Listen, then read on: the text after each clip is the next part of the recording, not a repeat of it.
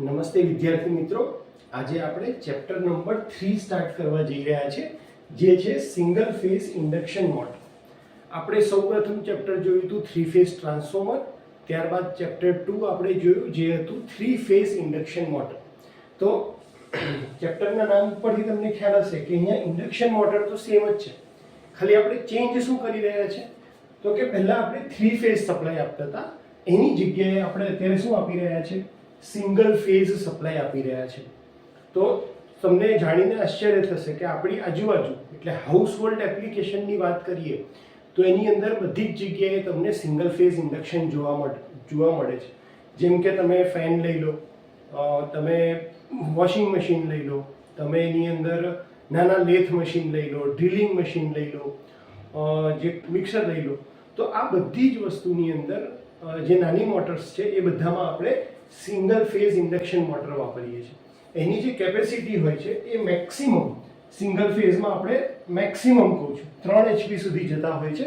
Otherwise બધી જે motor હોય છે 0.25 HP અથવા 0.5 HP, 1 HP આવી નાની કેપેસિટીની હોય છે. અને એટલા માટે સિંગલ ફેઝ મોટર જે છે એ ફ્રેક્શનલ મોટર તરીકે પણ ઓળખાય છે. તો ચલો આપણે શરૂઆત કરીએ આપણા ચેપ્ટરની, જે છે સિંગલ ફેઝ ઇન્ડક્શન મોટર. તો આની અંદર સૌથી પહેલી ટર્મ આવે ઇન્ડક્શન, એટલે કે જે પાવર ટ્રાન્સફર થાય છે એ થ્રુ ઇન્ડક્શન થાય છે, કન્ડક્શન નહીં. કન્ડક્શન કોને કહેવાય? તો જો મારી પાસે અહીંયા ડાયરેક્ટ કનેક્શન છે તો અહીંયા એક પાવર જે છે એ અહીંયા ડાયવર્ટ થયો, બીજો પાવર ક્યાં થયો? અહીંયા. તો જ્યારે બે કોમ્પોનન્ટ વચ્ચે ફિઝિકલ કનેક્શન છે ત્યારે જે પાવર ટ્રાન્સફર થાય છે એ કન્ડક્શન થ્રુ થાય છે. પણ આની અંદર ઇન્ડક્શન એટલે કે જે આપણે ટ્રાન્સફોર્મરનો કન્સેપ્ટ હતો કે આપણે બે વાઇન્ડિંગને બાજુમાં રાખીએ અને પહેલાનો ફ્લક્સ બીજી વાઇન્ડિંગને કટ કરે અને EMF ઇન્ડ્યુસ થાય, એ પ્રિન્સિપલ પ્રમાણે કામ કરતું હોય એને કહેવાય ઇન્ડક્શન. તો ઇન્ડક્શન એટલે આપણને એટલી ખબર પડી ગઈ કે આપણી પાસે બે વાઇન્ડિંગ હશે. બીજું છે મોટર. મોટર એટલે કે એને સપ્લાયની જરૂર પડશે. જ્યારે તમે સપ્લાય આપશો ત્યારે મોટર શું કરશે? ફરશે. એટલે એક બ્લોક ડાયાગ્રામમાં મારે દેખાડવું હોય તો સિંગલ ફેઝ ઇન્ડક્શન મોટર શું કરે છે તો કે સિંગલ ફેઝ સપ્લાય લઈ અને આઉટપુટમાં શું આપે છે? મિકેનિકલ એનર્જી આઉટપુટમાં આપે છે, એટલે કે રોટેશન આપણને આઉટપુટમાં આપે છે. હવે વાત કરીએ એના વર્કિંગ પ્રિન્સિપલની. તો વર્કિંગ પ્રિન્સિપલ ઇન્ડક્શન મોટર જેવો જ રહેશે કે જ્યારે તમે સપ્લાય આપશો તો એ સપ્લાય સ્ટેટરમાંથી ક્યાં ટ્રાન્સફર થશે? રોટરમાં. રોટરના કંડક્ટર્સ એને કટ કરશે, એમાં EMF પ્રોડ્યુસ થશે. એટલે આપણે જો વાત કરીએ તો સિંગલ ફેઝ સપ્લાય, એનાથી રોટેટિંગ મેગ્નેટિક ફિલ્ડ પ્રોડ્યુસ થવું જોઈએ. એ રોટેટિંગ મેગ્નેટિક ફિલ્ડ રોટરના કંડક્ટરને કટ કરે. રોટરના કંડક્ટરને કટ કરે એટલે એમાં EMF ઇન્ડ્યુસ થાય રોટરમાં. રોટરના EMF, રોટર શોર્ટ કરેલું છે એટલા માટે એમાં કરંટ પ્રોડ્યુસ થાય અને એ કરંટ ટોર્ક પ્રોડ્યુસ કરે અને આપણને રોટેશન મળે. તો આ વર્કિંગ પ્રિન્સિપલ સિમ્પલ છે. પણ હવે તકલીફ હવે શરૂ થાય છે કે રોટેટિંગ મેગ્નેટિક ફિલ્ડ લાવવું ક્યાંથી? 3 ફેઝ સપ્લાયમાં જો તમને યાદ હોય તો આપણે પ્રૂફ કર્યું હતું કે 3 ફેઝ સપ્લાય આપીએ તો આપણને રોટેટિંગ મેગ્નેટિક ફિલ્ડ મળે છે અને એનું મેગ્નિટ્યુડ કેટલું હોય છે તો કે 1.5 3/2 ટાઈમ્સ 5m, એટલે કે 1.5 ગણું ફ્લક્સની મેક્સિમમ વેલ્યુના 1.5 ગણી એની વેલ્યુ હોય અને રોટેટ થતું હોય. 2 ફેઝ સપ્લાય આપીએ તો પણ આપણને રોટેટિંગ મેગ્નેટિક ફિલ્ડ મળે અને એની વેલ્યુ હોય છે 5m. પણ સિંગલ ફેઝ સપ્લાય કોઈ દિવસ રોટેટિંગ મેગ્નેટિક ફિલ્ડ પ્રોડ્યુસ કરી શકે નહીં. અને તકલીફ એ છે કે આપણે જો EMF જનરેટ કરાવવો હોય રોટરમાં તો કમ્પલસરી આપણને શું જોઈએ? કોઈ પણ એક વસ્તુ રોટેટિંગ જોઈએ. EMF જનરેટ કરાવવા માટે બે વસ્તુ પહેલા તો ખાસ જોઈએ, એક છે કંડક્ટર અને એક મેગ્નેટિક ફિલ્ડ.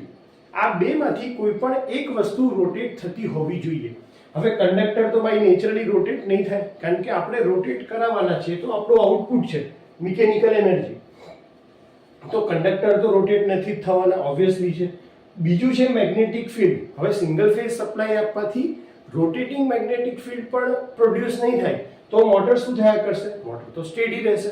આપણે જોઈએ છે કે આપણી મોટર રોટેટ થવી જોઈએ, અને એટલા માટે આપણે એવું કોઈ પ્રોવિઝન કરવું પડે કે જેનાથી સિંગલ ફેઝ સપ્લાયથી જે મેગ્નેટિક ફિલ્ડ પ્રોડ્યુસ થાય છે એ કેવું બનાવવું પડે, આપણે રોટેટિંગ મેગ્નેટિક ફિલ્ડ બનાવવું પડે.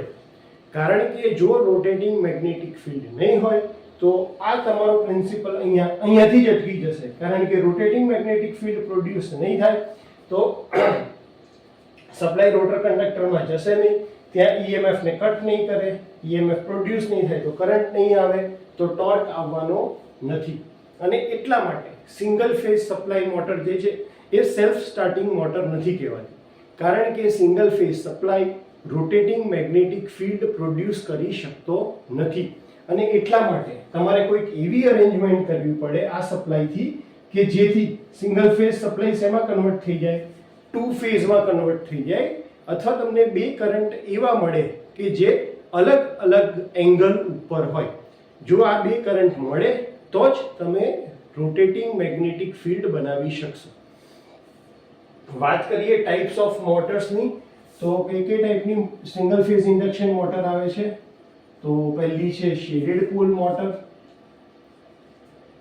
બીજી આવે છે resistance start induction run,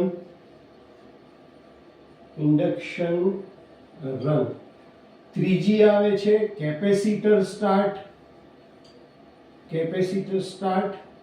induction run, ચોથી આવે છે કેપેસિટર સ્ટાર્ટ કેપેસિટર રન, એમાં પણ આવે છે સિંગલ વેલ્યુ, અને પાંચમી આવે છે capacitor start capacitor run double value.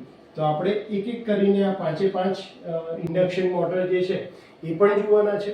આપણે રિવોલ્વિંગ ફિલ્ડ થિયરી જે કન્સેપ્ટ છે કે ભાઈ રોટેટિંગ મેગ્નેટિક ફિલ્ડ નથી જનરેટ થતું, સિંગલ ફેઝ સપ્લાય આપીએ ત્યારે શું થાય છે એ પણ જોવાના છે.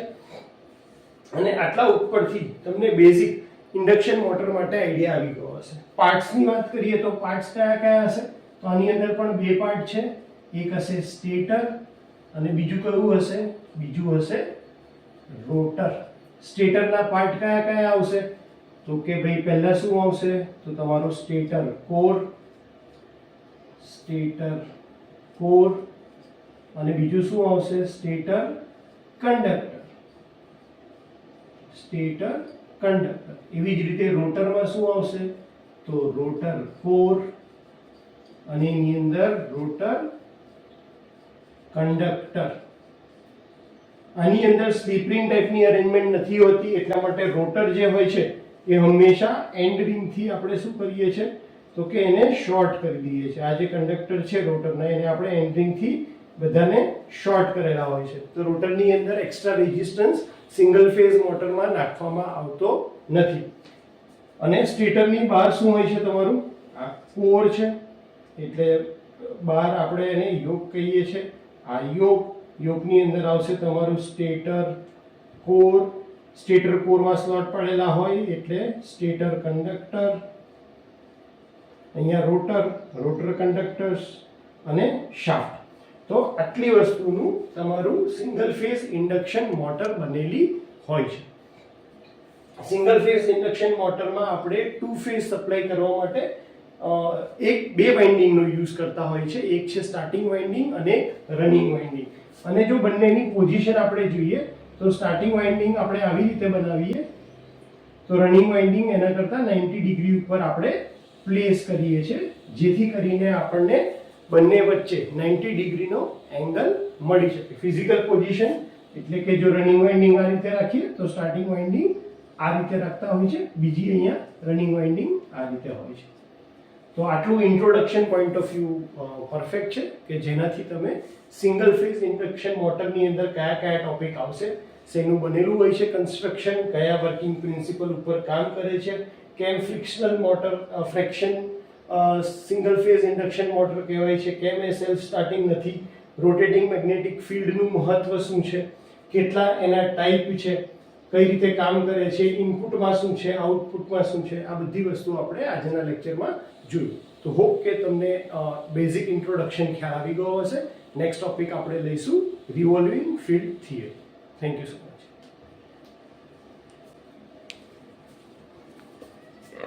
નમસ્તે વિદ્યાર્થી મિત્રો, આજે આપણે chapter number 3 single phase induction મોટરની અંદર ડબલ ફિલ્ડ રિવોલ્વિંગ થિયરીની વાત કરવાના છે. આપણે ગયા લેક્ચરની અંદર જોયું હતું કે ભાઈ સિંગલ ફેઝ સપ્લાયથી કોઈ દિવસ તમે રોટેટિંગ મેગ્નેટિક ફિલ્ડ પ્રોડ્યુસ નતા કરતા. તો એના માટેની સાબિતીમાં બે ટાઈપની થિયરી આવે છે. એક ક્રોસ મેગ્નેટિક ફિલ્ડ થિયરી આવે છે અને એક ડબલ ફિલ્ડ રિવોલ્વિંગ થિયરી આવે છે. તો આપણે ડબલ ફિલ્ડ રિવોલ્વિંગ થિયરી વિશે વાત કરવાના છે, કારણ કે આપણને ખબર છે કે આપણે સિંગલ ફેઝ સપ્લાય આપીએ છીએ. સિંગલ ફેઝ સપ્લાયમાં તમારો એસી સપ્લાય હંમેશા અલ્ટરનેટિંગ નેચરનો છે, એટલે એનો પહેલી સાયકલ પોઝિટિવ હોય છે, બીજી સાયકલ નેગેટિવ. એટલે જો હું વાત કરું તો એનો મેક્સિમમ ફ્લક્સ પોઝિટિવ અને બીજો મેક્સિમમ ફ્લક્સ નેગેટિવ હોય છે.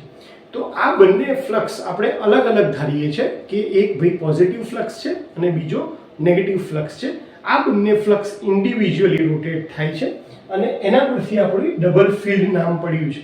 કે આપણે શું ધારી રહ્યા છે, પહેલું કે ભાઈ એક ફ્લક્સ કે જે પોઝિટિવ ડાયરેક્શન વાળો છે એની વેલ્યુ કેટલી છે, ફોરવર્ડ આપણે ધારીએ છીએ ફ્લક્સ ફોરવર્ડ કેટલી વેલ્યુ છે, તો કે ભાઈ ટોટલ ફ્લક્સ કરતા, કારણ કે આપણે બે ભાગમાં ડિવાઈડ કરી છે આખી એક સાયકલને, એટલે ટોટલ વેલ્યુ કરતા કેટલા આપણે ડિવાઈડ બાય શું કરી દઈશું 2. અને આપણે શું ધારીએ છીએ કે આ જે ફોરવર્ડ ફ્લક્સ છે એની ફરવાની ડાયરેક્શન કઈ છે, તો કે એન્ટી ક્લોકવાઇઝ છે. એવી જ રીતે આપણે બીજો ફ્લક્સ ધારીએ છીએ. બીજો ફ્લક્સ કયો ધારીએ છીએ, બેકવર્ડ ફ્લક્સ, કે જે કોના લીધે છે, નેગેટિવ ફ્લક્સને લીધે. તો બેકવર્ડ ફ્લક્સની વેલ્યુ પણ કેટલી થશે, કારણ કે આપણે બે ભાગમાં ડિવાઈડ કર્યું છે એટલે ડિવાઇડેડ બાય 2. તો આપણી પાસે બંને ફ્લક્સની વેલ્યુ સરખી છે, કેટલી, 5m/2 5m/2. હવે આપણે એને અલગ અલગ એંગલ ઉપર ચેક કરીએ કે રોટેટિંગ ફિલ્ડ આપે છે, મેગ્નેટિક ફિલ્ડ આપે છે કે નહીં. જેવી રીતે આપણે 3 ફેઝમાં ચેક કર્યું હતું, 2 ફેઝમાં ચેક કર્યું હતું, અલગ અલગ એંગલ લઈને કે ભાઈ 0 ડિગ્રી ઉપર વેલ્યુ કેટલી છે, 90 ડિગ્રી ઉપર કેટલી છે, 180 પર કેટલી છે અને 270 પર કેટલી છે. તો પહેલી વેલ્યુ લઈ લઈએ આપણે કે જ્યારે આપણે 0 ડિગ્રી કન્સિડર કરીએ છીએ. જ્યારે આપણે 0 ડિગ્રી કન્સિડર કરીએ ત્યારે આપણે સ્ટાર્ટ કરીએ છીએ કે ભાઈ ફોરવર્ડ ફ્લક્સ હશે એ અહીંયા હશે અને જે આપણો રિવર્સ ફ્લક્સ છે એ બેકવર્ડ ફ્લક્સ છે આ બાજુ હશે. એટલે અહીંયા હું લખું છું 5f, અહીંયા હું લખું છું 5b. આપણો રિઝલ્ટન્ટ ફ્લક્સ કેટલો થશે 0 એંગલ ઉપર, 5r રિઝલ્ટન્ટ ફ્લક્સ કેટલો થશે, તો કે 5f વત્તા 5r. 5f કેટલો છે, તો કે 5m/2 અને આ રિવર્સ છે એટલે અહીંયા નેગેટિવ સાઇન આવશે, તો આ આવશે -5m/2. એટલે રિઝલ્ટન્ટ ફ્લક્સ કેટલો થઈ જશે 0. તો 0 ડિગ્રી ઉપર તમારા ફ્લક્સની વેલ્યુ કેટલી થઈ જાય છે 0. એટલે કે એ વખતે ફ્લક્સનું કોઈ મેગ્નિટ્યુડ નથી અને એની કોઈ ડાયરેક્શન પણ નથી. સેકન્ડ કેસની વાત કરીએ કે જ્યારે આપણે લઈએ છીએ કે ભાઈ એંગલ કેટલો લઈએ છીએ 90 ડિગ્રી. 90 ડિગ્રી એટલે કે તમારો જે ફ્લક્સ આ 0 ડિગ્રી ઓરિજિનલ પોઝિશન ઉપર છે, આની ફરવાની ડાયરેક્શન કઈ છે, એન્ટી ક્લોકવાઇઝ. આની ફરવાની ડાયરેક્શન કઈ છે, ક્લોકવાઇઝ. એટલે આ જશે ક્લોકવાઇઝ. તો અહીંયાથી 90 ડિગ્રી એટલે આ 5f ની વેલ્યુ ક્યાં આવશે, આ રીતે ઉપર આવશે. અહીંયાથી 90 ડિગ્રી એટલે આ 5b ની વેલ્યુ ક્યાં આવશે. એનો મતલબ કે બંને ફ્લક્સ ક્યાં છે, એક જ ડાયરેક્શનમાં જઈ રહ્યા છે. એટલે રિઝલ્ટન્ટ ફ્લક્સ આપણો કેટલો આવશે, તો જ્યારે બંને એક જ ડાયરેક્શનમાં જઈ રહ્યા છે એટલે બંનેનું શું થશે, સરવાળો થશે. તો 5m/2 5m/2 એટલે કે રિઝલ્ટન્ટ ફ્લક્સ તમારો થઈ જશે 5m અને એની ડાયરેક્શન કઈ હશે, તો કે અપવર્ડ હશે.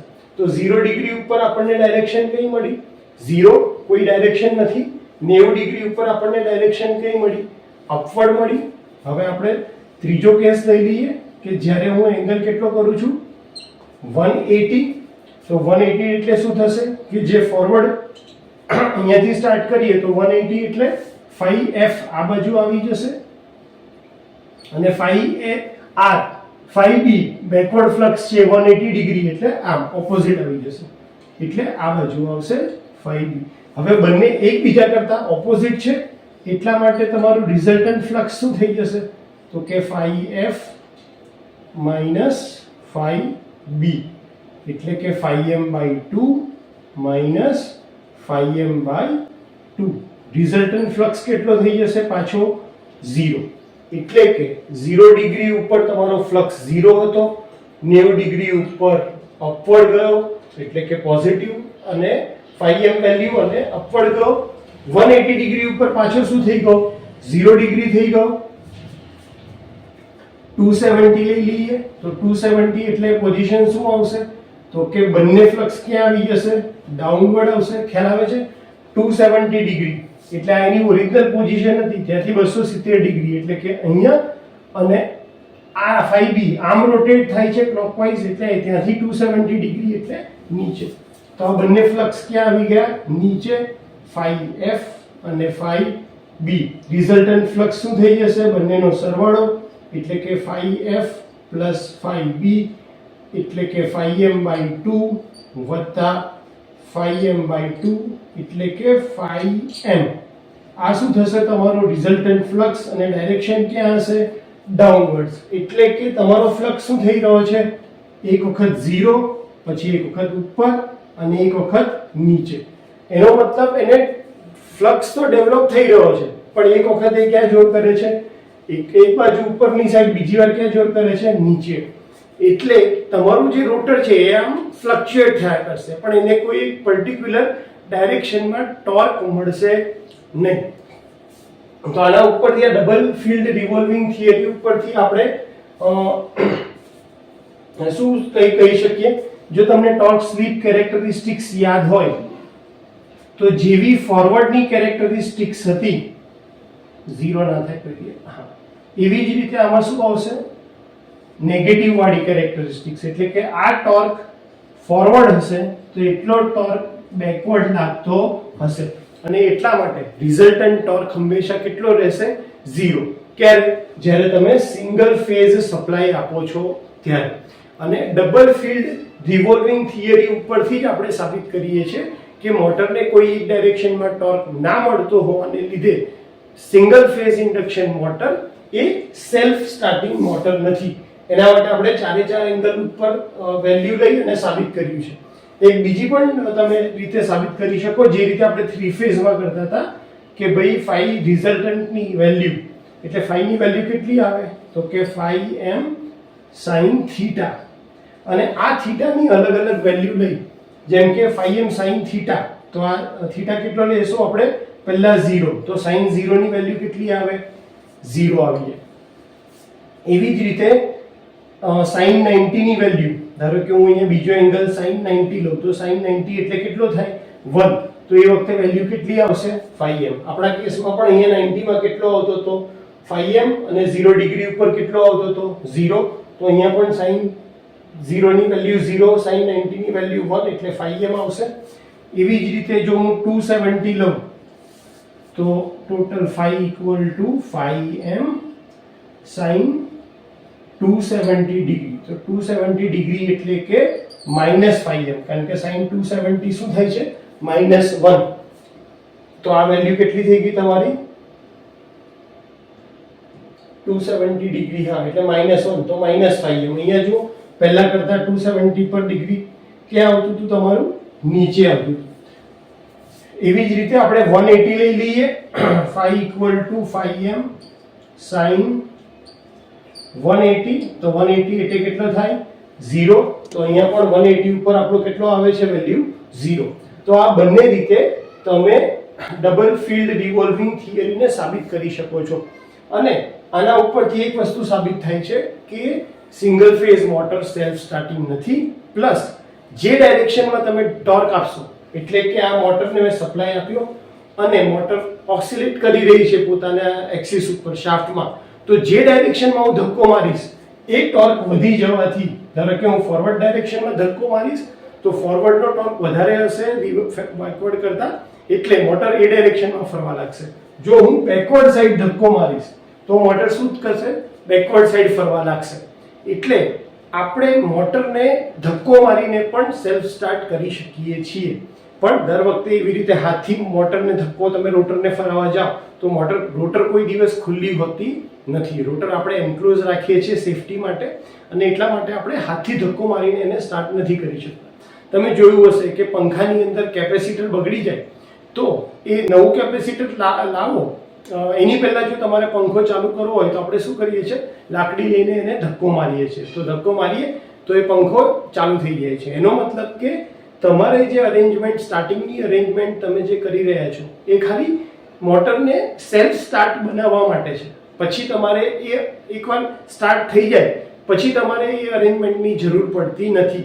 સેમ ડીસી મોટરની અંદર જેવી રીતે આપણે સ્ટાર્ટર યુઝ કરીએ છીએ કે ભાઈ સ્ટાર્ટિંગમાં એની જરૂર છે, પછી આપણે આખો રેઝિસ્ટન્સ કટ કરી અને સ્ટાર્ટરને શું કરીએ છીએ, બાયપાસ કરીએ છીએ. જેવી રીતે જૂની ટ્યુબલાઇટ આવતી હતી એની અંદર તમારું જે સ્ટાર્ટર હતું એનું કામ શું હતું, ટ્યુબલાઇટને સ્ટાર્ટ કરે, ટ્યુબલાઇટ એકવાર ચાલુ થઈ ગઈ પછી તમે સ્ટાર્ટર કાઢી નાખો તો પણ એની જરૂર પડતી નથી. સેમ રીતે અહીંયા આપણે મોટરને સેલ્ફ સ્ટાર્ટિંગ કરવા માટે બે રીત આવે છે. પહેલી આવે છે શેડેડ પોલ મેથડ અને બીજી આવે છે સ્પ્લિટ ફેઝ મેથડ. તો આ સ્પ્લિટ ફેઝની મદદથી આપણે શું કરીએ છીએ તો કે વાઇન્ડિંગને બે ભાગમાં ડિવાઈડ કરીએ છીએ. એક આવે છે રનિંગ વાઇન્ડિંગ અને એકને બનાવીએ છીએ સ્ટાર્ટિંગ વાઇન્ડિંગ. તો આ સ્ટાર્ટિંગ વાઇન્ડિંગનું કામ ખાલી કેટલું છે, મોટરને સ્ટાર્ટ કરવા પૂરતું. એકવાર મોટર સ્ટાર્ટ થઈ જાય પછી સ્ટાર્ટિંગ વાઇન્ડિંગ પિક્ચરમાં ના હોય તો પણ ચાલે. અને એટલા માટે સ્ટાર્ટિંગ વાઇન્ડિંગની સાથે સેન્ટ્રીફ્યુગલ સ્વિચ રાખી અને આપણે સ્ટાર્ટિંગ વાઇન્ડિંગને બાયપાસ કરી દઈએ છીએ. તો હોપ કે તમને ડબલ ફિલ્ડ રિવોલ્વિંગ થિયરી ખ્યાલ આવી ગયો હશે અને એક્ઝામમાં પૂછાય તો તમારે આ સાઇન વેવની ફિગર ડ્રો કરી φf અને φb ની વેલ્યુ લખી અને અલગ અલગ એંગલ ઉપર તમારે એની ડાયરેક્શન સાથે આ આખી વસ્તુ સાબિત કરવાની હોય છે. અને આના ઉપરથી આપણે જે કન્ક્લુઝન કાઢ્યું કે કેમ single phase motor self starting નથી તથા કયા બે ટાઈપથી આપણે મોટરને સેલ્ફ સ્ટાર્ટિંગ કરી શકીએ. એક છે શેડેડ પોલ મેથડ અને બીજી છે સ્પ્લિટ ફેઝ મેથડ. અને સ્પ્લિટ ફેઝની અંદર જ અલગ અલગ ટાઈપ આવે છે, resistance start, induction run, capacitor start, induction run, capacitor start, capacitor run single value અને capacitor start, capacitor run double value. તો આ બધી જ મોટર આપણે એક પછી એક કરીને જોવાના છે. હોપ કે તમને લેક્ચરમાં મજા આવી હશે. Thank you so much.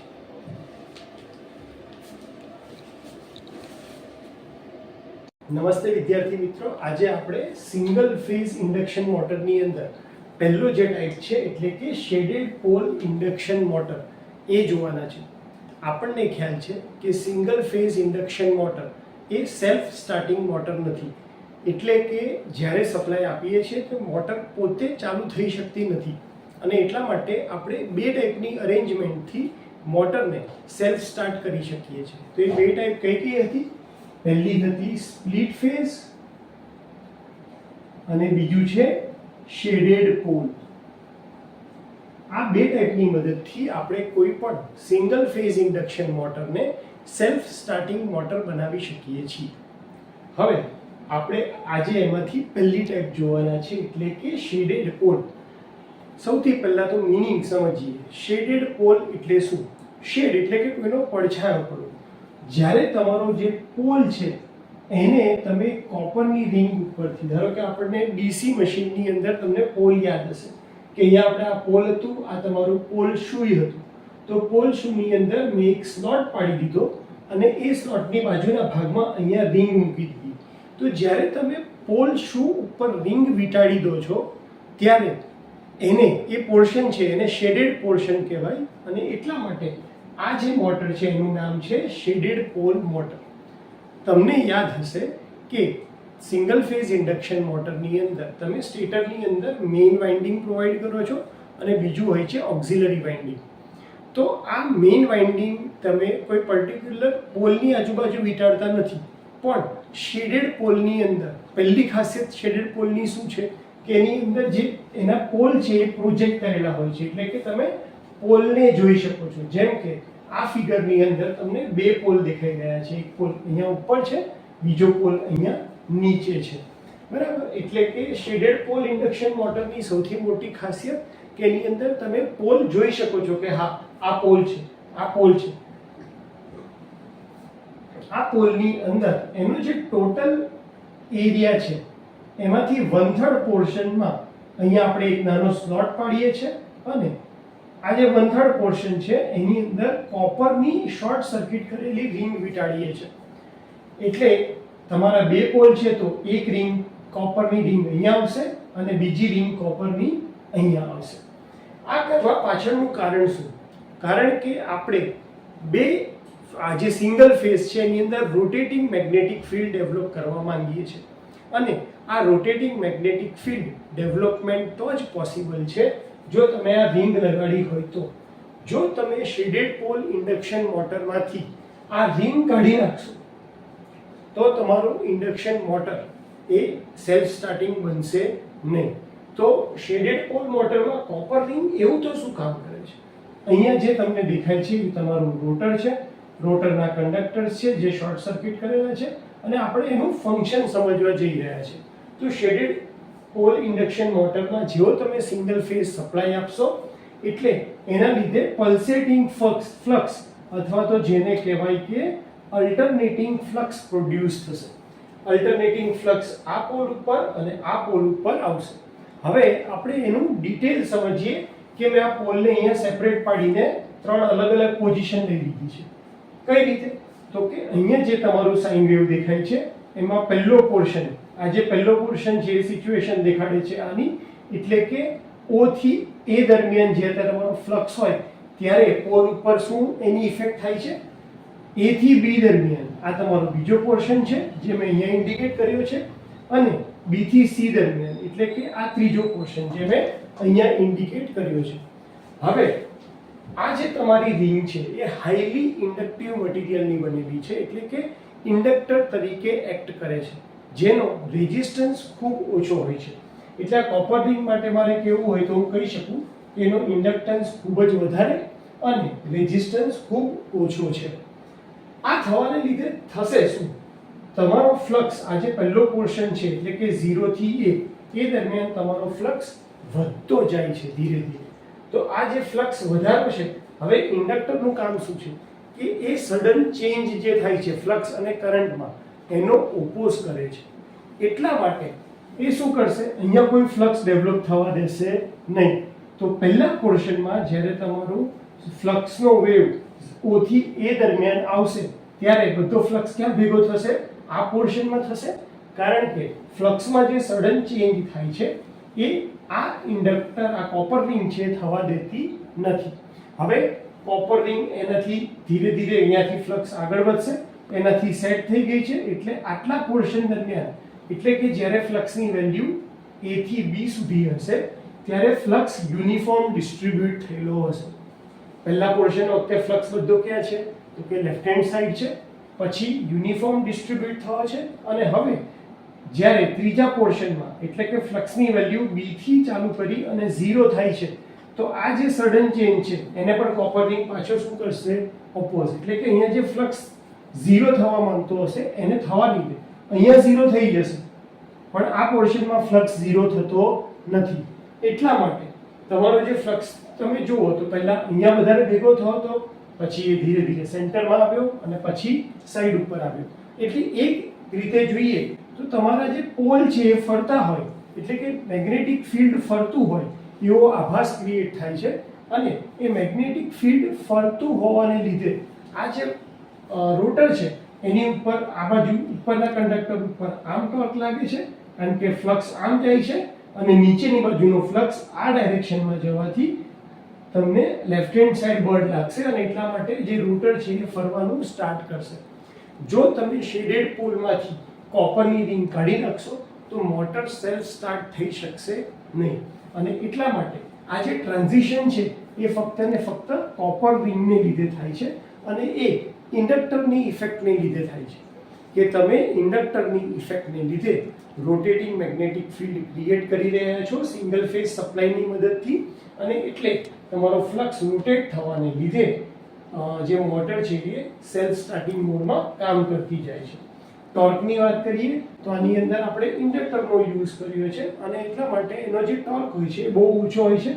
Starting torque 50% start થઈ જ્યારે સ્પીડ હાફ સ્પીડ ઉપર પહોંચી જાય ત્યારે એ 100% જેટલો ટોર્ક અચીવ કરે છે અને ત્યારબાદ 150% જેટલો મેક્સિમમ ટોર્ક કરી જો તમે સિન્ક્રોનસ સ્પીડ અને એક્ચ્યુઅલ સ્પીડની વેલ્યુ સરખી રાખો તો સ્પીડ 0 આવી જાય છે. તો આ કોની ટોર્ક સ્પીડ કેરેક્ટરિસ્ટિક્સ છે? શેડેડ પોલની કેરેક્ટરિસ્ટિક્સ છે આનો એડવાન્ટેજ શું છે તો કે એનું કન્સ્ટ્રક્શન ખૂબ જ સિમ્પલ છે. આની અંદર તમારે સેન્ટ્રીફ્યુગલ સ્વિચ લગાડવાની જરૂર નથી પડતી, જેવી આપણે કેપેસિટર ટાઈપની મોટરની અંદર લગાડીએ છીએ. તો આનું કન્સ્ટ્રક્શન ખૂબ સિમ્પલ છે, મેન્ટેનન્સ ઇઝી છે. ડિસએડવાન્ટેજમાં શું છે કે જો તમારી કોપર રિંગને કંઈ પણ ડેમેજ થયું તો મોટર સેલ્ફ સ્ટાર્ટિંગ રહેશે નહીં. આની અંદર બીજું એ પણ એક ખાસિયત છે કે એની સ્પીડ કોઈ દિવસ તમે રિવર્સ કરી શકતા નથી. જો તમારે સ્પીડ રિવર્સ કરવી હોય તો તમારે આ જે ફીલ્ડની ડાયરેક્શન છે, કોની કોપર રિંગની ડાયરેક્શન છે એ આખી ચેન્જ કરવી છે. એટલે કે ધારો કે આપણે આ એક પોલ કન્સિડર કરીએ અને અહીંયા રિંગ છે અને બીજી રિંગ ધારો કે અહીંયા છે. તો જો તમારે શેડેડ પોલ મોટરની ડાયરેક્શન ચેન્જ કરવી હોય તો તમારે આખા સ્ટેટરની ડાયરેક્શન ચેન્જ કરીને આમ કરવું પડશે. ત્યારે જઈ અને તમે એની જે ફરવાની ડાયરેક્શન છે એને રોટેટ કરી શકો છો. અધરવાઇઝ તમે સપ્લાય ટર્મિનલ ચેન્જ કરીને આની ફરવાની ડાયરેક્શન ચેન્જ કરી શકતા નથી. એટલે કે તમારે આખા સ્ટેટરના જે સ્ટેટરની અંદર કોપર રિંગ બેસાડી છે એની ડાયરેક્શન ચેન્જ કરશો તો જ તમે સ્પીડને ચેન્જ કરી શકશો. એપ્લિકેશન ક્યાં ક્યાં છે તો નાની નાની જે મોટર છે, ટેપ રેકોર્ડર છે, ટોયઝ છે, એની અંદર જે નાની નાની મોટર છે એ બધામાં આપણે shaded pole induction motor use કરીએ છીએ. કોઈ પૂછે કે શેડેડ પોલની ફરવાની ડાયરેક્શન રોટેશન કઈ બાજુ છે તો હંમેશા એ non shaded to shaded type, એટલે કે આ જે પોર્શન છે આમાં શેડિંગ નથી તો નોન શેડેડ થી શેડેડ ટાઈપ, એટલે કે આમાં ડાયરેક્શન જે ફરવાની છે એ હશે ક્લોકવાઇઝ ડાયરેક્શન. આવી રીતે જો કોઈ એવું પૂછે કે તમે કઈ રીતે કહી શકો જોઈને, તો એક સિમ્પલ એક્ઝામ્પલ આપી દઈએ કે અહીંયા જો રિંગ આ બાજુ હોય તો આ પોર્શન અનશેડેડ છે અને આ શેડેડ છે, તો એ વખતે રોટેશનની ડાયરેક્શન કેવી થઈ જશે એન્ટી ક્લોકવાઇઝ. તો હંમેશા શેડેડ પોલ ઇન્ડક્શન મોટર એની ફરવાની direction non shaded portion to shaded portion હોય છે. તો આવી રીતે તમે સિંગલ ફેઝ શેડેડ ઇન્ડક્શન મોટરનું ફંક્શન વર્કિંગ ફિગર ધારો કે પૂછાય તો પહેલા મેઇન ફિગર ડ્રો કરવાની છે. રોટરના કરતાં થોડુંક મોટું ડ્રો કરજો. અહીંયા જગ્યાના ભાવને લીધે મેં થોડુંક નાનું ડ્રો કરી દીધું છે. ત્યારબાદ એની ત્રણ કન્ડિશન કે ભાઈ સાઇન વેવનો જે ફ્લક્સ છે એમાં પહેલા પોર્શનમાં ફ્લક્સ બધો લેફ્ટ હેન્ડ સાઈડ ભેગું થાય છે, બીજા પોર્શનની અંદર ઇક્વલ, અને ત્રીજા પોર્શનમાં બધું જે રિંગ છે ત્યાં ભેગો થાય છે. અને આવી રીતે એ artificial rotating magnetic field produce કરે છે with the help of this copper ring. Copper રિંગની ખાસિયતોમાં શું છે કે એ હાઈલી ઇન્ડક્ટિવ છે અને એનો લો રેઝિસ્ટન્સ છે. તમારે એની ટોર્ક કેરેક્ટરિસ્ટિક્સ દેખાડવાની છે, એડવાન્ટેજીસ અને ડિસએડવાન્ટેજીસ, અને એપ્લિકેશન સાથે આ ટોપિક કમ્પ્લીટ કરવાનો છે. તો હોપ કે તમને shaded pole single phase induction motor વિશે ખ્યાલ આવી ગયો હશે. Thank you so much. નમસ્તે વિદ્યાર્થી મિત્રો, આજે આપણે જોવાના છીએ resistor start induction run single phase induction motor. Induction મોટરના જે મેઇન બે ટાઈપ છે કે જેનાથી આપણે મોટરને સેલ્ફ સ્ટાર્ટિંગ બનાવીએ છીએ. કારણ કે આપણને ખબર છે કે સિંગલ ફેઝ ઇન્ડક્શન મોટર કોઈ દિવસ સેલ્ફ સ્ટાર્ટિંગ હોતી નથી. એટલા માટે એને સેલ્ફ સ્ટાર્ટિંગ કરવા માટે આપણે બે મેથડ યુઝ કરીએ છીએ, શેડેડ પોલ અને સ્પ્લિટ ફેઝ. એમાં split phase type of induction મોટરની અંદર આજે આપણે એક ટાઈપ જોઈ રહ્યા છીએ જે છે register start induction run. Split phase એટલે શું અને સ્પ્લિટ ફેઝ શું કામ કરવો પડે? કારણ કે આપણને ખબર છે કે મોટરને જો ફરવું હોય તો કમ્પલસરી બે ફેઝની જરૂર પડે.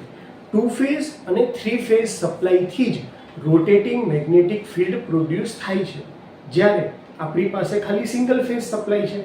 એટલે આ જે સિંગલ ફેઝ સપ્લાય છે એને આપણે બે ભાગમાં ડિવાઈડ કરીએ, એટલે કે સ્પ્લિટ કરીએ, તો તમે સ્પ્લિટ ફેઝની મદદથી રોટેટિંગ મેગ્નેટિક ફિલ્ડ ડેવલપ કરો છો. અને આ સ્પ્લિટ ફેઝ કરવા માટે જ્યારે તમે રેઝિસ્ટન્સ યુઝ કરો છો ત્યારે એ મોટરનું નામ પડે છે આપણે રેજિસ્ટર સ્ટાર્ટ. કારણ કે આની અંદર સ્પ્લિટ ફેઝના બધા જ મોટર, જેટલા પણ ટાઈપની મોટર છે બધામાં બે વસ્તુ ખાસ હશે. એક હશે એનું સ્ટાર્ટિંગ વાઇન્ડિંગ કે જે ઓક્ઝિલરી વાઇન્ડિંગ તરીકે પણ ઓળખાય છે. ઓક્ઝિલરી એટલે કે સહાયક. તો શેમાં સહાય કરે છે? તો કે મોટરને સ્ટાર્ટ થવામાં સહાય કરતું જે વાઇન્ડિંગ છે એને આપણે સ્ટાર્ટિંગ વાઇન્ડિંગ અથવા તો ઓક્ઝિલરી વાઇન્ડિંગ તરીકે ઓળખીએ છીએ. બીજું છે રનિંગ વાઇન્ડિંગ અથવા તો મેઇન વાઇન્ડિંગ, એટલે કે મોટરની રનિંગ કન્ડિશન દરમિયાન પણ જે વાઇન્ડિંગ મોટરની અંદર પ્રેઝન્ટ રહે છે એને આપણે મેઇન વાઇન્ડિંગ કહીએ છીએ અથવા રનિંગ વાઇન્ડિંગ કહીએ છીએ. સ્ટાર્ટિંગ વાઇન્ડિંગ ફક્ત મોટરને સ્ટાર્ટ કરવામાં જ હેલ્પ કરે છે અને resistor start induction run motor એટલે કે આપણે સ્ટાર્ટિંગ કન્ડિશનની અંદર રેઝિસ્ટન્સ યુઝ કરશું. સ્પ્લિટ ફેઝમાં આપણને ખબર છે કે બે વાઇન્ડિંગ છે, તો બંને વાઇન્ડિંગને એકબીજાથી આપણે 90 ડિગ્રી ઉપર પ્લેસ કરશું સ્ટેટરની અંદર, અને ત્યારબાદ એની કન્ડિશન કઈ રીતે હશે, બંને પેરેલલમાં છે, એટલે કે મેઇન વાઇન્ડિંગની પેરેલલમાં તમારી સ્ટાર્ટિંગ વાઇન્ડિંગ છે. તો શું પેરેલલ કરવાથી આપણને જે સ્પ્લિટ ફેઝ છે થઈ જશે? ના, તો મારે કંઈક અરેન્જમેન્ટ કરવી પડશે. તો શું અરેન્જમેન્ટ હું કરીશ? તો કે જે હું મેઇન વાઇન્ડિંગ લઉં છું એની અંદર હું ઇન્ડક્ટન્સ વધારે રાખીશ અને હું પ્યોર બને એટલી ઇન્ડક્ટિવ બનાવવા ટ્રાય કરીશ અને એનો જે રેઝિસ્ટન્સ છે એને ઓછો રાખીશ. હવે તમને ખ્યાલ છે કે જ્યારે પણ તમે ઇન્ડક્ટર લો ત્યારે પ્યોર ઇન્ડક્ટરની અંદર વોલ્ટેજ અને કરંટ વચ્ચે કેટલો એંગલ બને છે? તો કે 90 ડિગ્રીનો એંગલ બને છે. એટલે જો હું મેઇન વાઇન્ડિંગ માટે વેક્ટર ડાયાગ્રામ ડ્રો કરું તો સપ્લાય વોલ્ટેજ મારો રેફરન્સ તરીકે રહેશે અને હંમેશા 90 ડિગ્રી પ્યોર ઇન્ડક્ટરમાં જ પોસિબલ હોય, પણ પ્યોર ઇન્ડક્ટર બનાવવો પોસિબલ નથી. પ્લસ થોડોક રેઝિસ્ટન્સ છે એટલા માટે 90 ડિગ્રી કરતાં થોડોક ઓછો એ રીતે અહીંયા આવશે તમારો કરંટ IM, જે વોલ્ટેજથી કેટલા એંગલ પાછળ હશે? તો કે 5M ના એંગલથી પાછળ હશે. આ થઈ જશે તમારો પહેલો જે ફેઝ છે જે તમે સિંગલ ફેઝ સપ્લાય આપ્યો એમાં મેઇન વાઇન્ડિંગને લીધે આ તમારો વેક્ટર ડાયાગ્રામ આવશે. હવે મારે શું કરવું છે? તો મારે ફેઝને સ્પ્લિટ કરવો છે. ફેઝને સ્પ્લિટ કરવો છે તો હું શું કરીશ?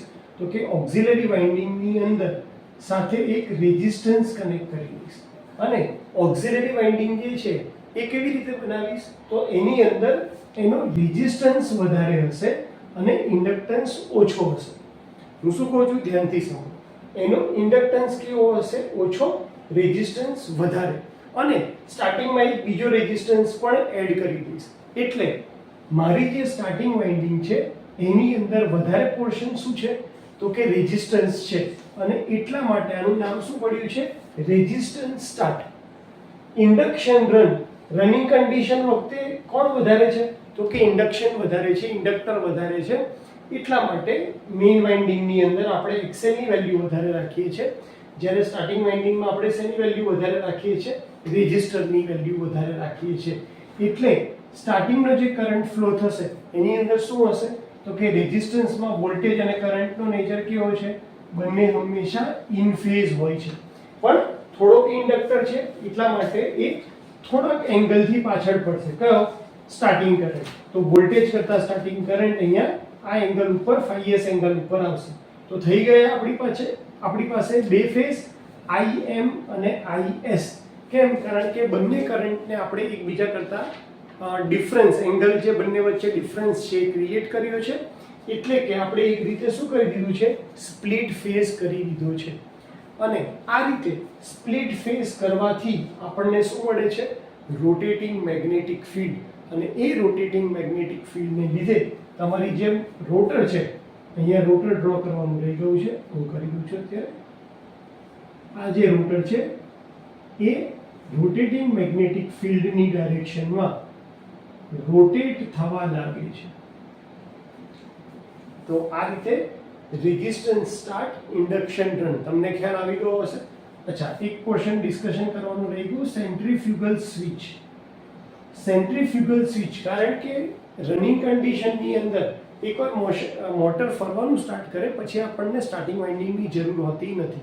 તો આપણે આ સેન્ટ્રીફ્યુગલ સ્વિચ કેવી છે કે જે શાફ્ટ સાથે કનેક્ટેડ હોય છે, અને જેવી મોટર એની 70% સ્પીડ રીચ કરે ત્યારે સેન્ટ્રીફ્યુગલ સ્વિચ શું થઈ જશે? ઓપન થઈ જશે. અને એટલા માટે રનિંગ કન્ડિશનમાં ખાલી કોની ઇફેક્ટ આવે છે? મેઇન વાઇન્ડિંગની. અને સ્ટાર્ટિંગમાં કોની ઇફેક્ટ આવે છે? તો કે સ્ટાર્ટિંગ અને મેઇન વાઇન્ડિંગ બંનેની. સ્ટાર્ટિંગ જે આપણે કરીએ છીએ રેઝિસ્ટરની મદદથી કરીએ છીએ સ્પ્લિટ ફેઝ કરીને, એટલા માટે આ મોટરનું નામ પડ્યું છે resistor start induction run motor. એડવાન્ટેજની વાત કરીએ તો એડવાન્ટેજ આના શું છે કે કન્સ્ટ્રક્શન સિમ્પલ છે, પણ આની અંદર પાવર લોસ તમારો થાય છે અને પાવર ફેક્ટર આનો કેવો હોય છે? ઓછો હોય છે. સ્ટાર્ટિંગ ટોર્કની વાત કરીએ એટલે કે ટોર્ક સ્પીડની કેરેક્ટરિસ્ટિક્સની વાત કરીએ તો 100% કરતાં થોડોક વધારે ટોર્ક, સ્ટાર્ટિંગ ટોર્ક તમને આ મોટરની મદદથી મળે છે, કારણ કે સ્ટાર્ટિંગમાં આપણે રેઝિસ્ટન્સ એડ કરીએ છીએ. તો શેડેડ પોલની અંદર જે લો ટોર્કનો પ્રોબ્લેમ હતો એના કરતાં ટોર્ક અહીંયા તમને થોડોક વધારે મળે છે અને ધીરે ધીરે ટોર્ક વધતો જાય છે. તમને ઓલમોસ્ટ 300 ગણો ટોર્ક સ્પીડ સાથે મળે છે અને ત્યારબાદ ટોર્કની વેલ્યુ ઘટે છે. જ્યારે એની વેલ્યુ ns જેટલી થાય ત્યારે તમારી સ્પીડ પાછી અહીંયા સ્લીપ તમારી 0 થઈ જશે. તો આ રીતે તમારી ટોર્ક સ્પીડની કેરેક્ટરિસ્ટિક્સ બને છે. કઈ મોટર માટે? રેઝિસ્ટન્સ સ્ટાર્ટ, ઇન્ડક્શન, રન માટે. એપ્લિકેશન કઈ કઈ જગ્યાએ છે? તો ફેનમાં યુઝ થાય છે, લેથ મશીનમાં, બ્લોવરમાં, રેફ્રિજરેટર અને વોશિંગ મશીનની અંદર આપણે આ ટાઈપની મોટરનો યુઝ કરીએ છીએ. તો આ હોપ કે તમને resistance start, induction, run motor ખ્યાલ આવી ગયો હશે. કઈ રીતે આપણે સ્પ્લિટ ફેઝ કર્યો, કઈ રીતે એક વાઇન્ડિંગમાં ઇન્ડક્ટર વધારી અને એક વાઇન્ડિંગમાં રેઝિસ્ટન્સ વધારી આપણે એને resistance start, induction, run motor બનાવી, એ તમને ખ્યાલ આવી ગયો હશે. આ આખો વિડીયો જોવા માટે અને મને શાંતિથી સાંભળવા માટે થેન્ક યુ સો મચ.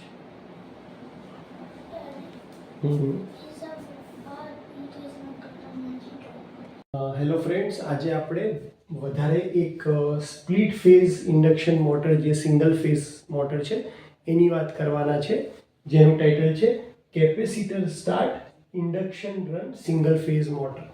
હવે તમને ખ્યાલ આવી ગયો હશે કે કેપેસિટર સ્ટાર્ટ એટલે કે સ્ટાર્ટિંગ વાઇન્ડિંગની અંદર હું કેપેસિટર એડ કરીશ અને ઇન્ડક્શન રન એટલે કે મેઇન વાઇન્ડિંગને હું વધારે ઇન્ડક્ટિવ બનાવીશ.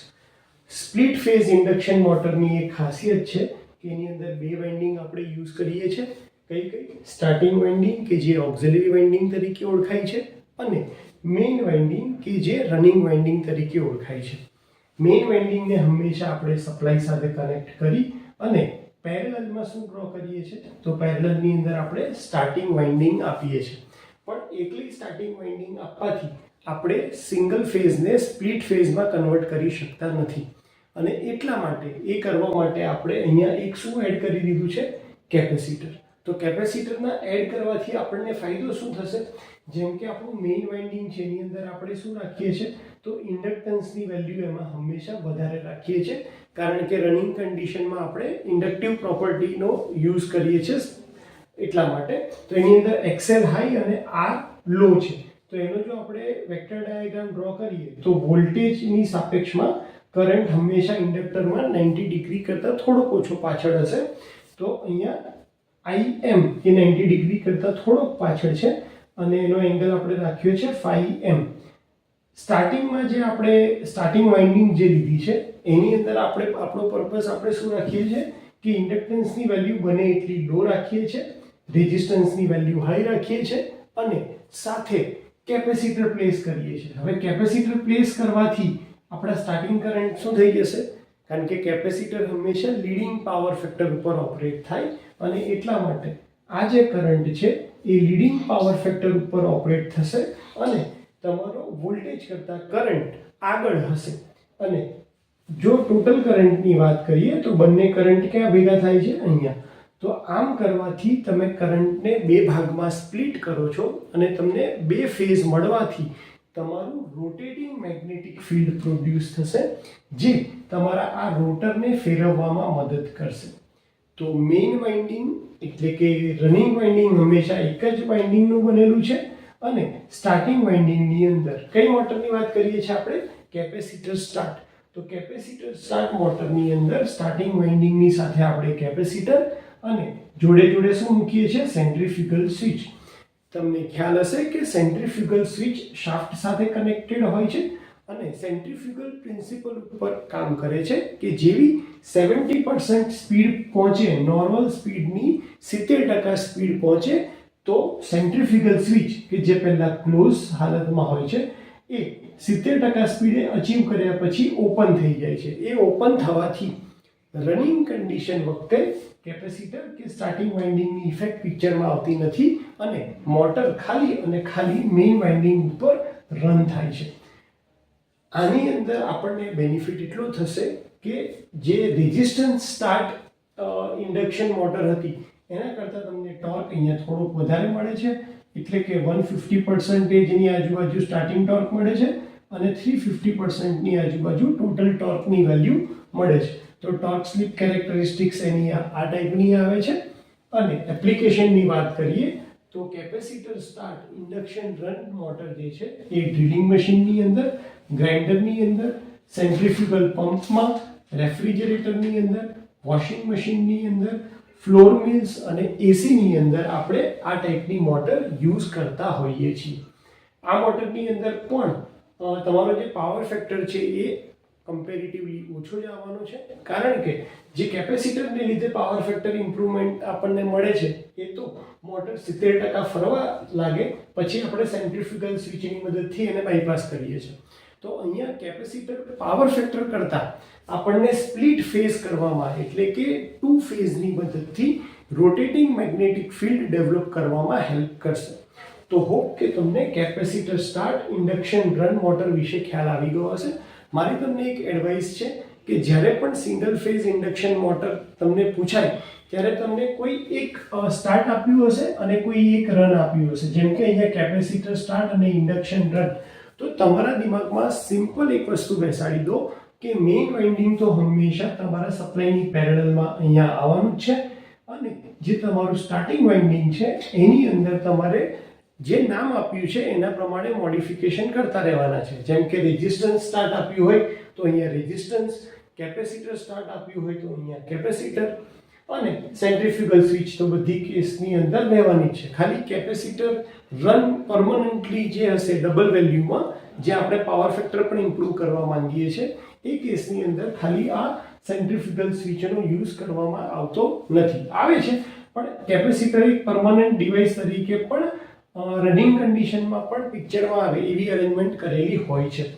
તો મેઇનલી આ રીતે આપણે કેપેસિટર સ્ટાર્ટ અને ઇન્ડક્શન રન મોટર ભણ્યા. તમને જ્યારે એક્ઝામમાં પૂછાય તો તમારે આ 2 વાઇન્ડિંગ, ત્યારબાદ આખી આ ફિગર ડ્રો કરવાની છે, જેમાં મેઇન વાઇન્ડિંગ બાજુમાં લખવાનું છે કે એમાં એક્સેલ હાઈ, રેઝિસ્ટન્સ લો, ત્યારબાદ સ્ટાર્ટિંગ વાઇન્ડિંગમાં રેઝિસ્ટન્સ હાઈ, એક્સેલ લો, અને કેપેસિટરની અંદર અહીંયા સેન્ટ્રીફ્યુગલ સ્વિચ ડ્રો કરી ત્યારબાદ નીચે વેક્ટર ડાયાગ્રામ ડ્રો કરવાનો છે અને એપ્લિકેશન લખી ટોર્ક સ્લિપની કેરેક્ટરિસ્ટિક્સ ડ્રો કરવાની રહેશે. હોપ કે તમને ટોપિક ખ્યાલ આવી ગયો હશે. શાંતિથી સાંભળવા માટે થેન્ક યુ સો મચ. નમસ્તે સ્ટુડન્ટ. આજે આપણે વધારે એક સ્પ્લિટ ફેઝ ઇન્ડક્શન મોટર એટલે કે capacitor start, capacitor run induction motor જોવાના છીએ. તમને ખ્યાલ છે કે single phase induction motor self starting motor નથી અને એને સેલ્ફ સ્ટાર્ટ કરવાની 2 રીત છે. એક છે શેડેડ પોલ અને એક છે સ્પ્લિટ ફેઝ. સ્પ્લિટ ફેઝ એટલે કે એક ફેઝને 2 ભાગમાં ડિવાઈડ કરવા, જેથી કરીને તમારી motor rotating magnetic field produce કરી અને રન કરી શકે. આપણે જોયું હતું કે સ્પ્લિટ ફેઝ જે મોટર્સ છે એની અંદર 2 વાઇન્ડિંગ હોય, સ્ટાર્ટિંગ વાઇન્ડિંગ અને રનિંગ વાઇન્ડિંગ. સ્ટાર્ટિંગ વાઇન્ડિંગ જે છે એને ઓક્સિલરી વાઇન્ડિંગ પણ કહેવાય અને રનિંગ વાઇન્ડિંગને મેઇન વાઇન્ડિંગ કહેવાય. તો કેપેસિટર સ્ટાર્ટ એટલે કે સ્ટાર્ટ કરવા માટે આપણે કેપેસિટરની મદદ લઈએ છીએ. તો સ્ટાર્ટ કરવા માટે સ્ટાર્ટિંગ વાઇન્ડિંગ હોય છે, તો સ્ટાર્ટિંગ વાઇન્ડિંગની સાથે આપણે શું લઈએ છીએ? કેપેસિટર. તો આનાથી આપણને શેમાં મદદ મળે છે? તો કે કેપેસિટરના ફેઝને સ્પ્લિટ કરવામાં એટલે કે ભાગ પાડવામાં અને એનાથી રોટેટિંગ મેગ્નેટિક ફિલ્ડ પ્રોડ્યુસ કરવામાં મદદ મળે છે. કેપેસિટર રન એટલે કે કેપેસિટર, જો તમે આની પહેલા જોયા હોય તો બધાની અંદર એક સેન્ટ્રીફ્યુગલ સ્વિચ અહીંયા હોતી હતી, જે capacitor start, capacitor run induction મોટરમાં નથી. આનો મતલબ કે કેપેસિટર પિક્ચરમાં રનિંગ કન્ડિશનમાં પણ રહેશે. સેન્ટ્રીફ્યુગલ સ્વિચ આ ટાઈપની મોટરમાં યુઝ કરવામાં નથી આવતી.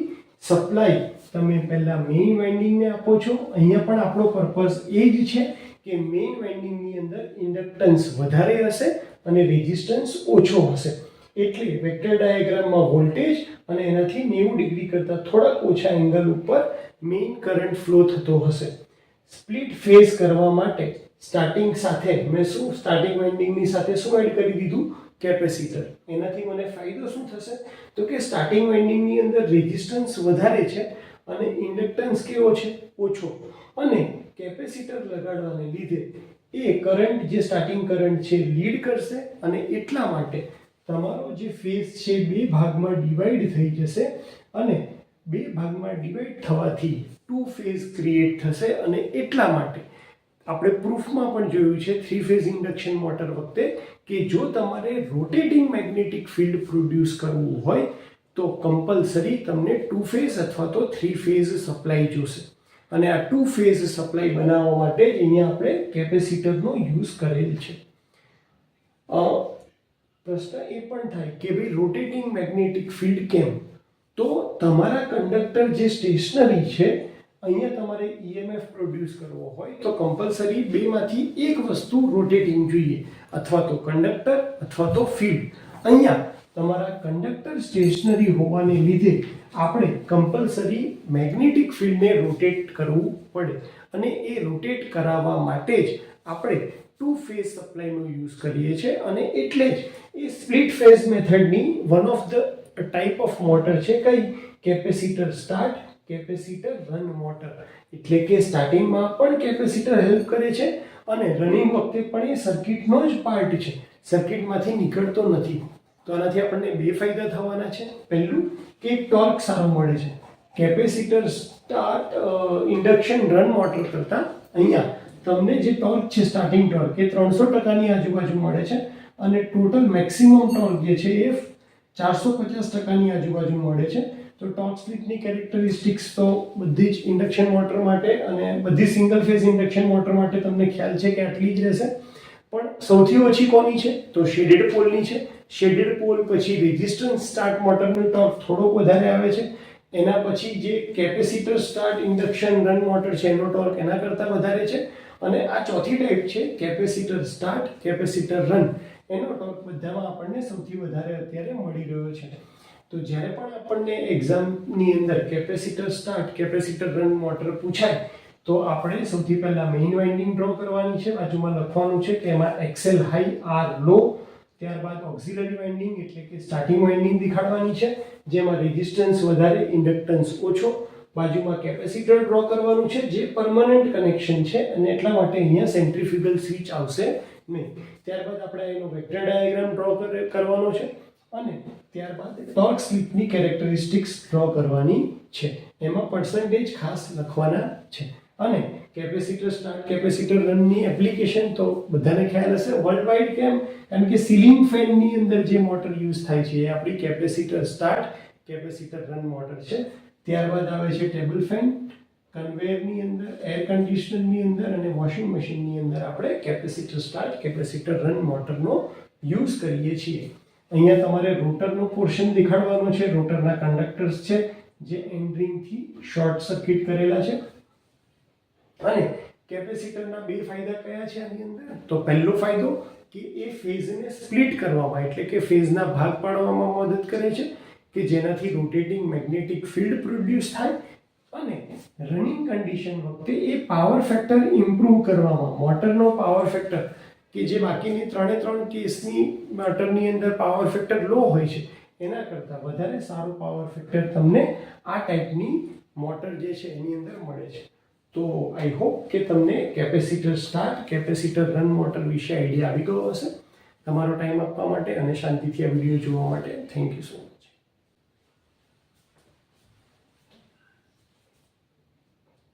નમસ્તે વિદ્યાર્થી મિત્રો, આજે આપણે capacitor start capacitor run double value induction motor જોવાના છે. તો જ્યારે પણ તમને એક્ઝામમાં ડબલ વેલ્યુ આવું લખેલું આવે, કારણ કે કેપેસિટર રન કેપેસિટર સ્ટાર્ટ અને કેપેસિટર રન એમાં બે આવે છે, સિંગલ વેલ્યુ અને ડબલ વેલ્યુ. તો જ્યારે અત્યારે આપણે જે ભણવાના છે એ ડબલ વેલ્યુ કેપેસિટર છે. કેપેસિટર સ્ટાર્ટ અને કેપેસિટર રન એટલે કે સ્ટાર્ટિંગ વાઇન્ડિંગની અંદર તમે કેપેસિટરનો યુઝ કરવાના છો અને રનિંગ કન્ડિશન વખતે પણ તમે કેપેસિટરનો યુઝ કરવાના છો. આપણને ખ્યાલ છે કે single phase induction motor self starting નથી અને એને સેલ્ફ સ્ટાર્ટ કરવા માટે બે મેથડ છે, શેડેડ પોલ અને સ્પ્લિટ ફેઝ. એટલે કે ફેઝને બે ભાગમાં ડિવાઈડ કરો તો એ રોટેટિંગ મેગ્નેટિક ફિલ્ડ પ્રોડ્યુસ કરી શકે. અને સ્પ્લિટ ફેઝની અંદર જ એ એક ટાઈપની આ મોટર છે કે capacitor start capacitor run with double value induction motor. આ મોટરની અંદર પણ બે વાઇન્ડિંગ છે, સ્ટાર્ટિંગ વાઇન્ડિંગ અને રનિંગ વાઇન્ડિંગ.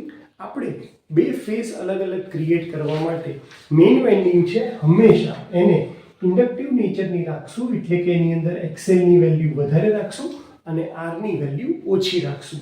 તથા જે આપણી ઓક્ઝિલરી વાઇન્ડિંગ છે એટલે કે સ્ટાર્ટિંગ વાઇન્ડિંગ છે એની અંદર આપણે ઉલટું એટલે કે એક્સેલ ઓછા અને આરની વેલ્યુ વધારે રાખશું. આ કરવાનો ફાયદો શું થશે? તો આ કરવાથી ફાયદો આપણને થશે કે આપણો જે પહેલો કરંટ છે મેઇન વાઇન્ડિંગનો કરંટ એ અહીંયા તમને વોલ્ટેજ કરતાં 80 કે 85 ડિગ્રી જેવું મળતો હશે. તો બીજા ફેઝનો જે કરંટ છે, સ્ટાર્ટિંગને લીધે જે કરંટ મળે છે એ તમને વધારે એંગલ ઉપર મળશે અને આ એંગલ ક્રિએટ થવાને લીધે જ સ્પ્લિટ ફેઝ થાય છે અને આ ફેઝના ભાગ પડવાથી જ આપણને રોટેટિંગ મેગ્નેટિક ફિલ્ડ મળે છે. તો જે સ્ટાર્ટિંગ વાઇન્ડિંગ છે એની સાથે આપણે શું કરીએ છીએ તો કે એક કેપેસિટર પરમનન્ટ જ કનેક્ટેડ રહે એવી અરેન્જમેન્ટ કરી છે. જે લાસ્ટ ટાઈમ આપણે capacitor start capacitor run single valued single phase induction મોટરમાં જોયું હતું. ડબલ વેલ્યુની અંદર શું એક ચેન્જ અરેન્જમેન્ટ કરી છે કે આપણે બીજું પેરેલલમાં કેપેસિટર મૂકી દઈએ છીએ અને એની સાથે સેન્ટ્રીફ્યુગલ સ્વિચ રાખી દઈએ છીએ. આ અરેન્જમેન્ટનો ફાયદો શું થાય આપણને? તો એનો ફાયદો એ થશે કે આ કેપેસિટર હોવાને લીધે, સર્કિટમાં હોવાને લીધે આપણને સ્ટાર્ટિંગ ટોર્ક તો મળે જ છે, પાવર ફેક્ટર ઇમ્પ્રૂવ પણ મળે છે, પણ એક વધારાનું કેપેસિટર જોડવાને લીધે આપણને જે ટોર્ક મળે છે એ ખૂબ જ વધારે છે. એટલે કે બધી જ ટાઈપની ઇન્ડક્શન મોટરની અંદર સૌથી હાઈએસ્ટ સ્ટાર્ટિંગ ટોર્ક મળતો હોય તો એ કેપેસિટર સ્ટાર્ટ કેપેસિટર રન મોટરની મદદથી આપણને મળે છે. કારણ કે અહીંયા આપણી પાસે બે કેપેસિટર છે, તો આ જે બીજું કેપેસિટર છે જ્યારે સેન્ટ્રીફ્યુગલ એટલે કે મોટર પોતાનું 70% નોર્મલ સ્પીડની અચીવ કરે ત્યારે સેન્ટ્રીફ્યુગલ સ્વિચ ઓપન થઈ જશે અને આ C2 કેપેસિટર પિક્ચરમાંથી નીકળી જશે. ત્યારે પણ C1 કેપેસિટર જે છે એ આપણા મોટરને રનિંગમાં હેલ્પ કરવાનું છે, એનો પાવર ફેક્ટર ઇમ્પ્રૂવ કરશે અને એની જો ટોર્ક સ્લિપ કેરેક્ટરિસ્ટિક્સ વાત કરીએ તો બધા કરતાં હાઈએસ્ટ ટોર્ક આપણને એની અંદર મળવાનું છે. એટલે કે 300ની આજુબાજુ 300%ની ઉપરથી લાઈન ક્યાંક સ્ટાર્ટ થશે, 450-500ની ઉપર સ્ટાર્ટિંગ ટોર્ક જશે અને પછી આ નીચે આવે છે. તો આ રીતે તમારે ટોર્ક સ્પીડ કેરેક્ટરિસ્ટિક્સ ડ્રો કરવાની રહેશે અને અહીંયા તમારે વેક્ટર ડાયાગ્રામથી આ સમજાવવું પડશે કે વોલ્ટેજની સાપેક્ષમાં મેઇન વાઇન્ડિંગનો કરંટ 90 ડિગ્રી કરતાં થોડોક ઓછો હશે અને સ્ટાર્ટિંગ વાઇન્ડિંગ જે છે એનો કરંટ વોલ્ટેજ કરતાં લીડ કરતો હશે. આ બે ફેઝ પડવાને લીધે રોટેટિંગ મેગ્નેટિક ફિલ્ડ પ્રોડ્યુસ થયું અને એટલા માટે તમારું જે રોટર છે આ રોટેટ થવાનું સ્ટાર્ટ કરશે. તો આ હતું capacitor start capacitor run double value single phase induction મોટરનો ડાયાગ્રામ, એનો વેક્ટર ડાયાગ્રામ, એનો ટોર્ક સ્પીડ કર્વ અને એની એપ્લિકેશન કઈ કઈ જગ્યાએ છે તો કે કોમ્પ્રેસરની અંદર યુઝ થાય છે, ફ્લોર મિલમાં યુઝ થાય છે અને મિક્સર ગ્રાઇન્ડરની અંદર આપણે આ ટાઈપની મોટરનો યુઝ કરીએ છીએ. તો હોપ કે તમને ડાયાગ્રામ બધા જ ખ્યાલ આવી ગયા હશે. બહુ સિમ્પલ કન્સેપ્ટ છે આનો કે જે તમારું મેઇન વાઇન્ડિંગ છે એની પેરેલલમાં તમારે સ્ટાર્ટિંગ વાઇન્ડિંગ રાખવાનું છે અને સ્ટાર્ટિંગ વાઇન્ડિંગમાં જે એલિમેન્ટ હશે એના પરથી સિંગલ ફેઝ ઇન્ડક્શન મોટરનું નામ પડ્યું છે અને એ નામ પ્રમાણે તમારે વેક્ટર ડાયાગ્રામ ડ્રો કરતા જવાના છે અને ટોર્ક સ્પીડ કેરેક્ટરિસ્ટિક્સ ડ્રો કરવાની છે. તો આટલો ટાઈમ માટે શાંતિથી સાંભળવા માટે થેન્ક યુ સો મચ.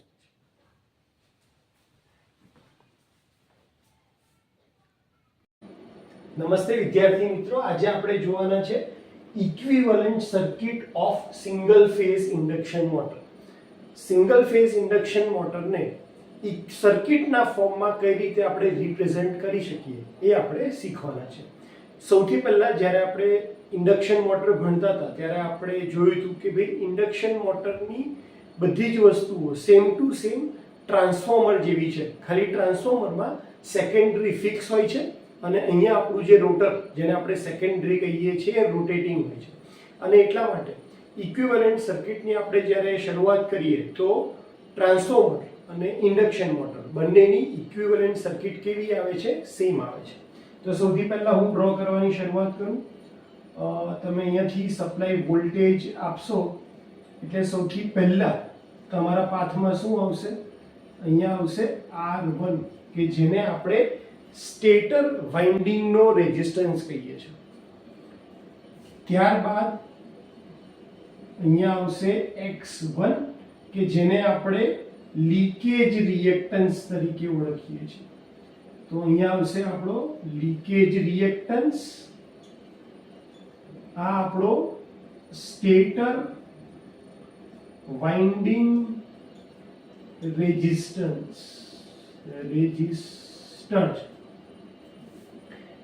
આ બંને કોમ્પોનન્ટ લીકેજ રિએક્ટન્સ તમને ખ્યાલ હશે કે જે સ્ટેટરનો ફ્લક્સ રોટર સાથે લિંક નથી થતો એને આપણે લીકેજ ફ્લક્સ તરીકે ઓળખીએ છીએ.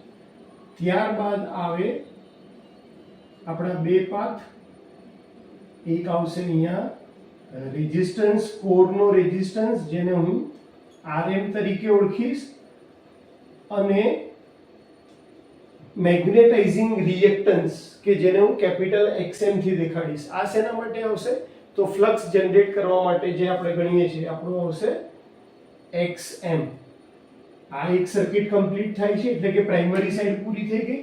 અને હવે સેકન્ડરી સાઈડના જે પેરામીટર છે કે જેને આપણે આ પ્રાઇમરી સાઈડ લઈ જશું, શિફ્ટ કરશું, તો એ પણ શું આવશે? આની પેરેલલમાં આવશે. એટલે અહીંયા હું દેખાડીશ R2 ડેશ અને અહીંયા આપણે દેખાડશું X2 ડેશ. અને આ બંને લાઈનને કમ્પ્લીટ કરીએ એટલે આપણી ઇક્વિવેલન્ટ સર્કિટ જે છે એ કમ્પ્લીટ ટ્રાન્સફોર્મર જેવી દેખાય છે. અને હવે આપણે ડબલ ફિલ્ડ રિવોલ્વિંગ થિયરી પ્રમાણે જો એના બે ભાગ પાડીએ એટલે કે ફોરવર્ડ ફ્લક્સ અને રિવર્સ ફ્લક્સ, તો મારે શું કરવું પડશે? તો ફોરવર્ડ ફ્લક્સ અને રિવર્સ ફ્લક્સ, ફ્લક્સ જનરલી કયા પાર્ટની અંદર આવે છે આપણા? તો આની અંદર આવે છે, આ પાર્ટ અને આ પાર્ટમાં આવે છે. તો જે તમારા ફોરવર્ડ ફ્લક્સ અને રિવર્સ ફ્લક્સ છે એને આપણે બે ભાગમાં ડિવાઈડ કરશું. એટલે આની વેલ્યુ બે ભાગમાં ડિવાઈડ થશે અને આની વેલ્યુ બે ભાગમાં ડિવાઈડ થશે, આ બે ભાગમાં ડિવાઈડ થશે અને આ બે ભાગમાં ડિવાઈડ થશે. કઈ રીતે જોઈએ ફરીથી?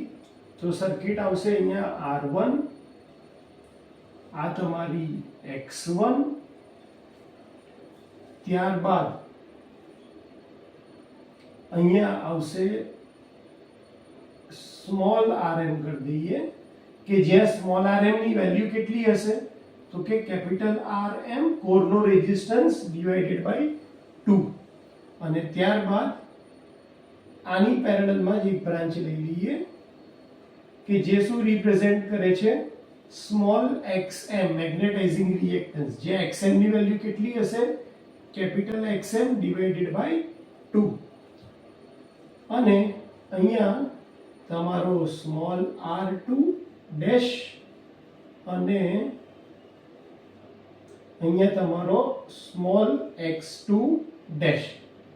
આ સર્કિટ થશે આપણા ફોરવર્ડ વોલ્ટેજ જ્યારે એપ્લાય કરીએ છીએ એટલે કે ફોરવર્ડ ફ્લક્સ માટે. અને સેમ ની સેમ સર્કિટ આપણે અહીંયા Rm, બીજી XM અને પેરેલલમાં R2 ડેશ અને અહીંયા X2 ડેશ. આ જે સર્કિટ આપણી પેરેલલ થઈ,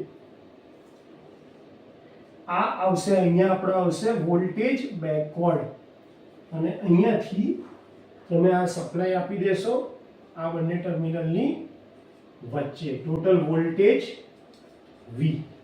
તો સ્ટાર્ટિંગ કન્ડિશનની અંદર આપણે આ જે ઇક્વિવેલન્ટ સર્કિટ ડ્રો કરી છે એ એવું ધારીને ડ્રો કરીએ છીએ કે અત્યારે સ્લીપ નથી એટલે કે મોટર સ્ટેડી સ્ટેટ કન્ડિશનમાં છે અને એટલા માટે આપણે અહીંયા કોઈ જગ્યાએ S લગાડ્યો નથી. જ્યારે આપણે રનિંગ કન્ડિશન માટે ઇક્વિવેલન્ટ સર્કિટ ડ્રો કરશું ત્યારે આપણે એની અંદર શું લગાડશું? સ્લીપ લગાડશું. સ્લીપ માટેનો એક ઇમ્પોર્ટન્ટ કન્સેપ્ટ છે કે જનરલી આપણે સ્લીપ શું લઈએ છીએ? Slip equal to ns minus na upon ns. આને આપણે સ્લીપ લઈએ છીએ. કેમ? કારણ કે આપણું જે રોટર અને રોટેટિંગ મેગ્નેટિક ફીલ્ડ બંને એક જ ડાયરેક્શનમાં ફરે છે તો રિલેટિવ સ્પીડ આપણે કાઢીએ છીએ ns માઇનસ na. પણ આ ક્યારે સાચું છે? જ્યારે તમારું રોટર ફોરવર્ડ ડાયરેક્શનની અંદર એટલે કે રોટેટિંગ મેગ્નેટિક ફિલ્ડની ડાયરેક્શનમાં ફરે ત્યારે જ. પણ ડબલ ફિલ્ડ રિવોલ્વિંગ થિયરી પ્રમાણે તમારું જે ફ્લક્સ છે એ ઓપોઝિટ ડાયરેક્શનમાં પણ ફરે છે બેકવર્ડમાં, અને એટલા માટે બેકવર્ડ વખતે સ્લીપની વેલ્યુ આવશે ns plus na divided by ns, કારણ કે હવે રોટેટિંગ મેગ્નેટિક ફિલ્ડ કરતા તમારો ફ્લક્સ કેવો છે? એટલે રોટેટિંગ મેગ્નેટિક ફિલ્ડની ડાયરેક્શન અલગ છે અને તમારા રોટરની ડાયરેક્શન ઊંધી છે, અને એટલા માટે બેકવર્ડ વખતે તમારી સ્લીપની ફોર્મ્યુલા આવશે આ. જો આપણે એને થોડુંક સિમ્પ્લિફાઈ કરીએ તો s equal to 1 minus na upon ns, એટલે ફોરવર્ડ કન્ડિશનમાં જો હું લઉં na અપોન ns નો રેશિયો શું થશે? તો 1 અપોન s, અને એ જ વેલ્યુ જો હું અહીંયા મૂકી દઉં બેકવર્ડ વખતે તો આ થશે 1 plus na upon ns, s backward equal to અહીંયા na અપોન ns ની જગ્યાએ હું મૂકી દઉં 1 માઇનસ s, તો અહીંયા થશે 1 પ્લસ 1 માઇનસ s, એટલે બેકવર્ડની અંદર સ્લીપની વેલ્યુ આવશે 2 માઇનસ s. આ બહુ ઇમ્પોર્ટન્ટ કન્સેપ્ટ છે કે ભાઈ ફોરવર્ડની અંદર તમારી સ્લીપની વેલ્યુ હોય છે s, જ્યારે બેકવર્ડ કન્ડિશન તમે ધારો છો મેગ્નેટિક ફિલ્ડની, ત્યારે તમારી સ્લીપની વેલ્યુ હોય છે 2 માઇનસ s. એટલે આપણા આ જે ફોરવર્ડ પેરામીટર છે એમાં અહીંયા r2 ના અપોન s આવશે અને બેકવર્ડમાં આવશે r2 ના છેદમાં 2 માઇનસ s. તો ઇક્વિવેલન્ટ સર્કિટ જ્યારે પણ પૂછાય ત્યારે આપણે ટોટલ 4 પાર્ટ ડ્રો કરીશું. પહેલો પાર્ટ ઇક્વિવેલન્ટ સર્કિટ, જેની અંદર આપણે double field revolving theory consider નથી કરતા. સેકન્ડ પાર્ટ કે જેની અંદર આપણે કન્સિડર કરીએ છીએ ડબલ ફિલ્ડ રિવોલ્વિંગ થિયરી, અને એ પ્રમાણે આપણે ફોરવર્ડ ફ્લક્સ અને રિવર્સ ફ્લક્સ અથવા તો બેકવર્ડ ફ્લક્સ બે માટે આ આખી સર્કિટને બે ભાગમાં તોડી દઈએ છીએ. બે ભાગમાં તોડવાથી આની અને આની વેલ્યુ અને આની વેલ્યુ કેટલી થઈ જશે? છે એના કરતા અડધી થઈ જશે, અને એ પ્રમાણે તમે અહીંયા રિપ્રેઝેન્ટ કરો છો. હવે આપણે શું કરશું? ત્રીજી ફિગર ડ્રો કરશું, કારણ કે આ આપણી સ્ટેડી સ્ટેટ કન્ડિશન છે. સ્ટેડી સ્ટેટ કન્ડિશન એટલે શું? કે જ્યારે na ની વેલ્યુ કેટલી છે? 0, અને સ્લીપની વેલ્યુ એટલે કેટલી થઈ જશે? 1. એટલા માટે આપણે અહીંયા કોઈ જગ્યાએ અત્યારે સ્લીપ રિપ્રેઝેન્ટ કરતા નથી. થર્ડ પાર્ટની અંદર આપણે સ્લીપ રિપ્રેઝેન્ટ કરશું. ચલો હવે આપણે ત્રીજો પાર્ટ જોઈ લઈએ.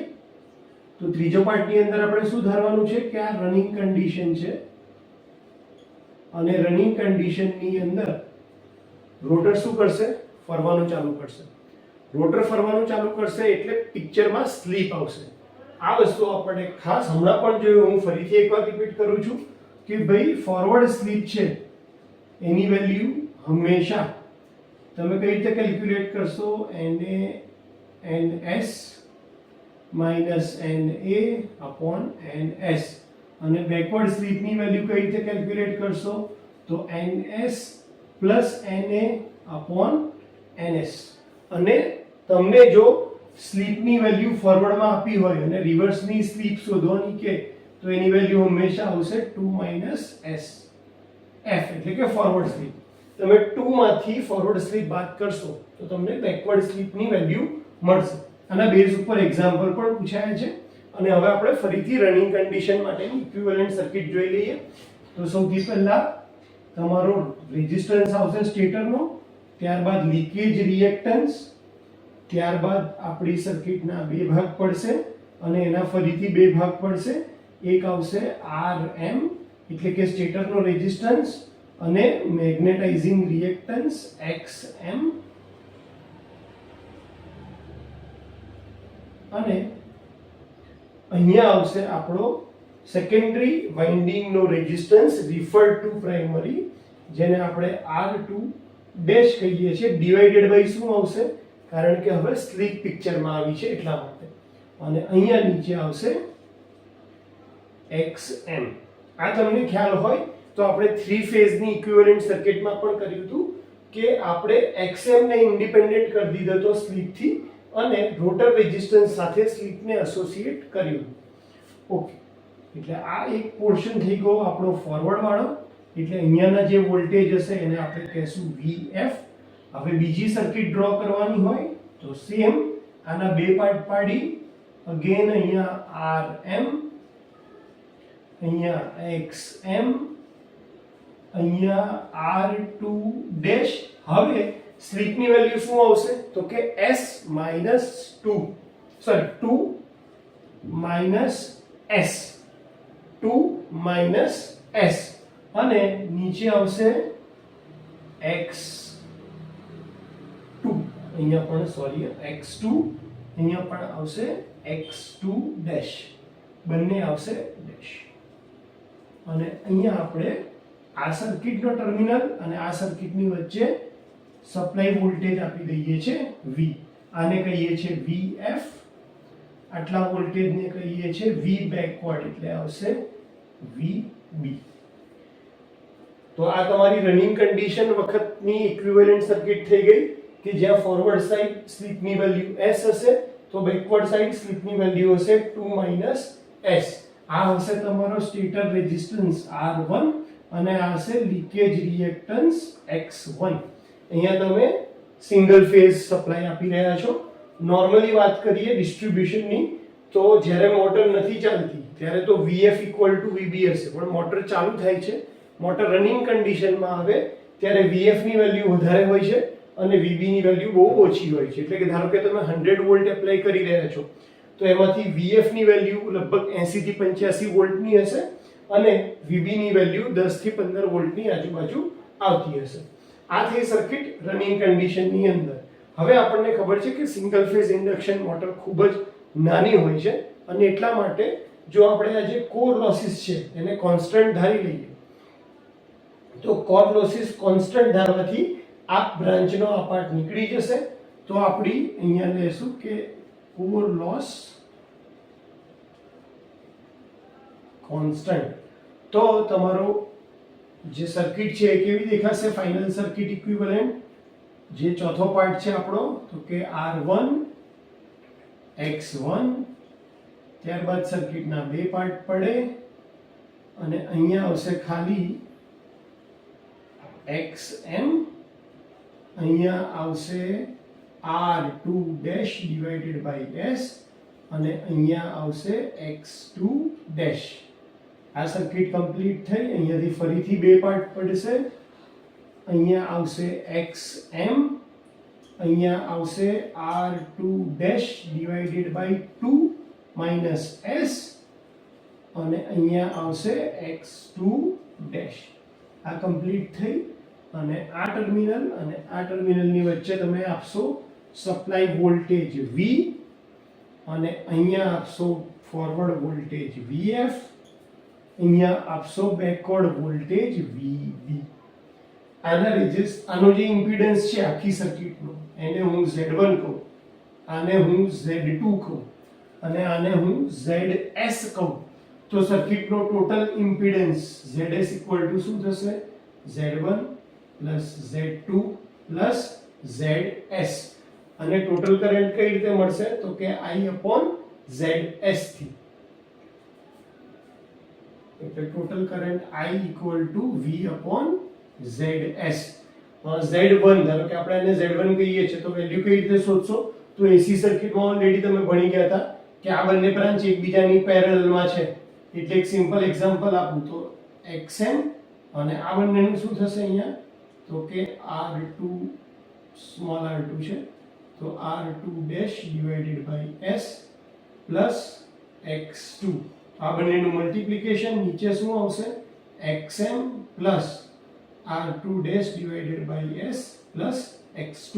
તો પેરેલલ બ્રાન્ચને સોલ્વ કરવા માટે આપણે આ જે ફોર્મ્યુલા યુઝ કરતા હતા કે બંનેનું મલ્ટીપ્લિકેશન છેદમાં બંનેનો સરવાળો, તો આ યુઝ કરી દેશું આપણે અને આ રીતે તમે બાકીના પેરામીટર્સ જે છે એક્ઝામ્પલના ફોર્મમાં સોલ્વ કરી શકો છો.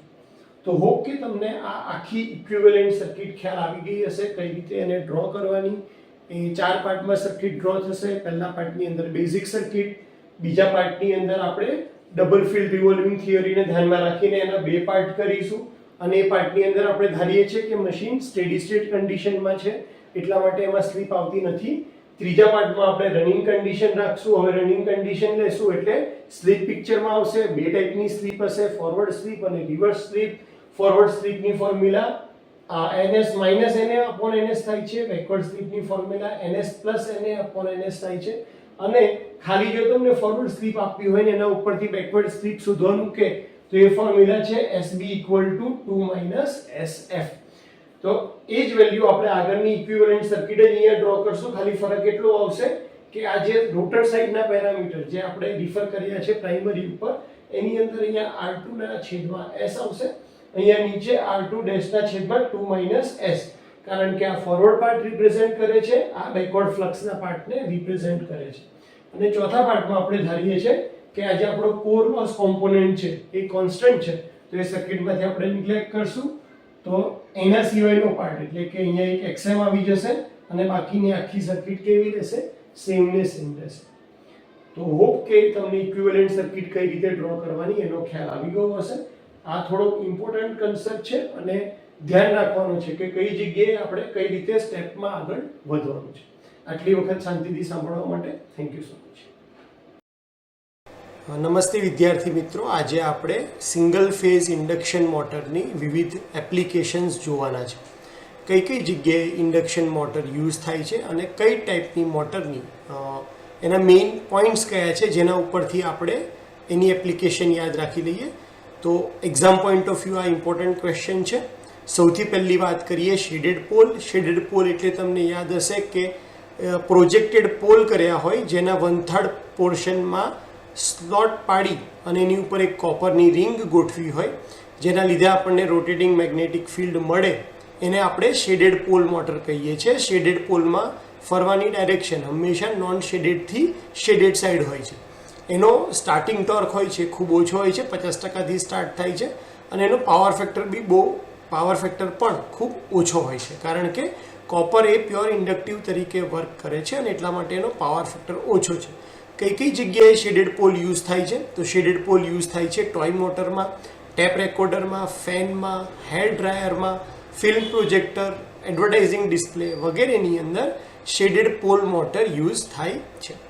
તો શેડેડ પોલ મોટર જનરલી તમે જોયું હોય તો સ્પીડ બહુ વધારે તમને જોતી નથી, ટોર્ક તમને બહુ વધારે નથી જોતો, એવી જગ્યાએ યુઝ થઈ રહ્યું છે. ત્યારબાદ આવે છે resistance start induction run motor. એટલે કે સ્ટાર્ટિંગ વાઇન્ડિંગની અંદર આપણે એક રેઝિસ્ટન્સ પ્રોવાઈડ કરેલો હોય છે અને મેઇન વાઇન્ડિંગનો નેચર આપણે ઇન્ડક્ટિવ રાખેલો હોય છે. એનો જે ટોર્ક છે એ મધ્યમ સ્ટાર્ટિંગ ટોર્ક છે, પણ પાવર ફેક્ટર તો એનો પણ ખૂબ જ લો હોય છે, નબળો પાવર ફેક્ટર હોય છે. શેમાં યુઝ થાય છે? તો પંખાની અંદર યુઝ થાય છે, બ્લોવરમાં યુઝ થાય છે, separator, lathe machine, refrigerator, washing machine, આ બધી જગ્યાએ આપણે રેઝિસ્ટન્સ સ્ટાર્ટ ઇન્ડક્શન રન મોટરનો યુઝ કરીએ છીએ. ત્યારબાદ આવે છે કેપેસિટર સ્ટાર્ટ ઇન્ડક્શન રન. એટલે કે સ્ટાર્ટિંગ વાઇન્ડિંગમાં આપણે કેપેસિટર પ્રોવાઈડ કરીએ છીએ અને જેવું સ્પીડ 70% પકડે ત્યારે એક સેન્ટ્રીફ્યુગલ સ્વિચની મદદથી આ કેપેસિટર નીકળી જાય છે. આનો સ્ટાર્ટિંગ ટોર્ક કેપેસિટરની હાજરીને લીધે સારો હોય છે, પણ પાવર ફેક્ટર, કારણ કે કેપેસિટર પિક્ચરમાં નથી રહેતું સ્ટાર્ટ થયા પછી, તો આનો પાવર ફેક્ટર નબળો હોય છે. કઈ જગ્યાએ યુઝ થાય છે? તો ડ્રિલિંગ મશીનમાં યુઝ થાય છે, સેન્ટ્રીફ્યુગલ પંપમાં યુઝ થાય છે, અનાજ દળવાની ઘંટીની અંદર આનો યુઝ થાય છે, ગ્રાઇન્ડરમાં આનો યુઝ થાય છે, રેફ્રિજરેટર અને એર કન્ડિશનર વગેરેમાં કેપેસિટર સ્ટાર્ટ ઇન્ડક્શન રન મોટરનો યુઝ થાય છે. હવે આવે છે capacitor start capacitor run motor single value, કે જેમાં એક કેપેસિટર છે અને એને સર્કિટમાં પરમનન્ટ રાખવામાં આવે છે અને ઓક્ઝિલરી વાઇન્ડિંગની અંદર પણ આપણે કેપેસિટરનો યુઝ કરીએ છીએ. તો આ મધ્યમ સ્ટાર્ટિંગ ટોર્ક ધરાવે છે અને એનો પાવર ફેક્ટર સુધરેલ છે. કેમ સુધરેલો છે? કારણ કે રનિંગ કન્ડિશન વખતે પણ કેપેસિટર આપણી પિક્ચરમાં હોય છે, આપણી સર્કિટ જે છે એની અંદર હોય જ છે. એના ઉપયોગ કઈ જગ્યાએ યુઝ થાય છે? તો આપણે જે સીલિંગ ફેન યુઝ કરીએ છીએ એ ceiling fan, table fan, blower, oil burner, air conditioner, conveyor belt વગેરેની અંદર આપણે capacitor start capacitor run single value induction મોટરનો યુઝ કરીએ છીએ. ત્યારબાદ આવે છે છેલ્લી ઇન્ડક્શન મોટર જે છે કેપેસિટર સ્ટાર્ટ, કેપેસિટર રન, એટલે કે ડબલ વેલ્યુવાળી, એટલે કે એક કેપેસિટર ઓક્ઝિલરી વાઇન્ડિંગની અંદર અથવા તો સ્ટાર્ટિંગ વાઇન્ડિંગમાં આપણે 2 કેપેસિટર રાખીએ છીએ, જેમાંથી એક મશીન રન થવાનું ચાલુ થાય, એટલે કે મોટર રન થવાનું ચાલુ થાય પછી સેન્ટ્રીફ્યુગલ સ્વિચની મદદથી નીકળી જશે, પણ બીજું કેપેસિટર કન્ટિન્યુઅસ આપણી સર્કિટમાં રહેશે. એટલા માટે એનો સ્ટાર્ટિંગ ટોર્ક સૌથી હાઈએસ્ટ હોય છે અને આનો પાવર ફેક્ટર પણ સૌથી વધારે હોય છે. કઈ જગ્યાએ આ યુઝ થાય છે? તો આ યુઝ થાય છે કોમ્પ્રેસરની અંદર, ફ્લોર મિલમાં અને મિક્સર ગ્રાઇન્ડર વગેરેની અંદર capacitor start, capacitor run, double value induction મોટરનો યુઝ થાય છે. તો આપણને એક્ઝામમાં જ્યારે પણ વિવિધ એપ્લિકેશન પૂછાય સિંગલ ફેઝ ઇન્ડક્શન મોટરની, ત્યારે આપણે આ રીતે ટેબલ ડ્રો કરી અને એના 5 ટાઈપ, એના મેઇન જે પોઈન્ટ્સ છે એ અને એના ઉપયોગ કઈ જગ્યાએ થાય છે એ તમારે યાદ રાખી અને લખવાનું હોય છે. તો હોપ કે તમને ખ્યાલ આવી ગયો હશે આની અંદર અને તમે એનું રિવિઝન કરી અને આ પોઈન્ટ પાકો કરી લેશો. Thank you so much. નમસ્તે વિદ્યાર્થી મિત્રો, આજે આપણે જોવાના છે લિસ્ટ ડિફરન્ટ ટાઈપ્સ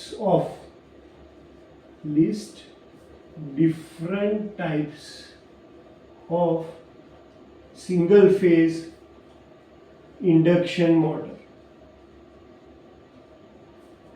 ઇન્ડક્શન મોટરના કયા ટાઈપ છે એ આપણે ટોટલ પૂછતા હોય છે. તો સૌથી પહેલા તો આપણને ખબર છે કે ઇન્ડક્શન મોટર એ સેલ્ફ સ્ટાર્ટિંગ મોટર નથી અને એને 2 રીતે સ્ટાર્ટ કરી શકાય છે. કયા?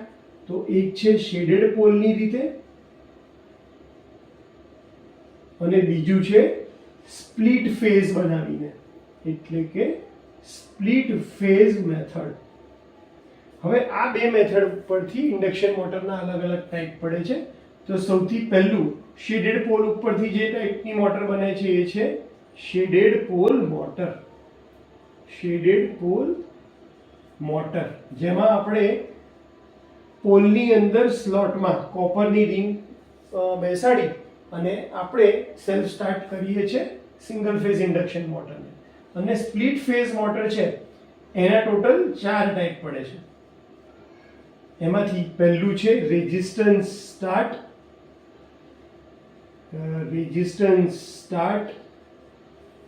ઇન્ડક્શન રન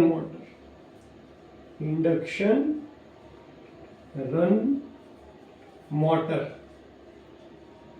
ત્યારબાદ એટલે ઓક્ઝિલરી વાઇન્ડિંગમાં રેઝિસ્ટન્સ છે, એની જગ્યાએ બીજું આવે છે કેપેસિટર સ્ટાર્ટ, એટલે કે સ્ટાર્ટિંગ વાઇન્ડિંગમાં કેપેસિટર, અને ઇન્ડક્શન રન મોટર. સ્પ્લિટ ફેઝની અંદર જ ત્રીજી જે ટાઈપ છે એ આવે છે કેપેસિટર સ્ટાર્ટ, કેપેસિટર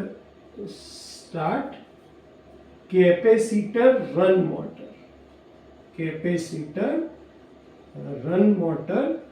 અને આની અંદર સિંગલ વેલ્યુ, કારણ કે એક જ કેપેસિટર હોય છે એટલે આનું આવે છે સિંગલ વેલ્યુ.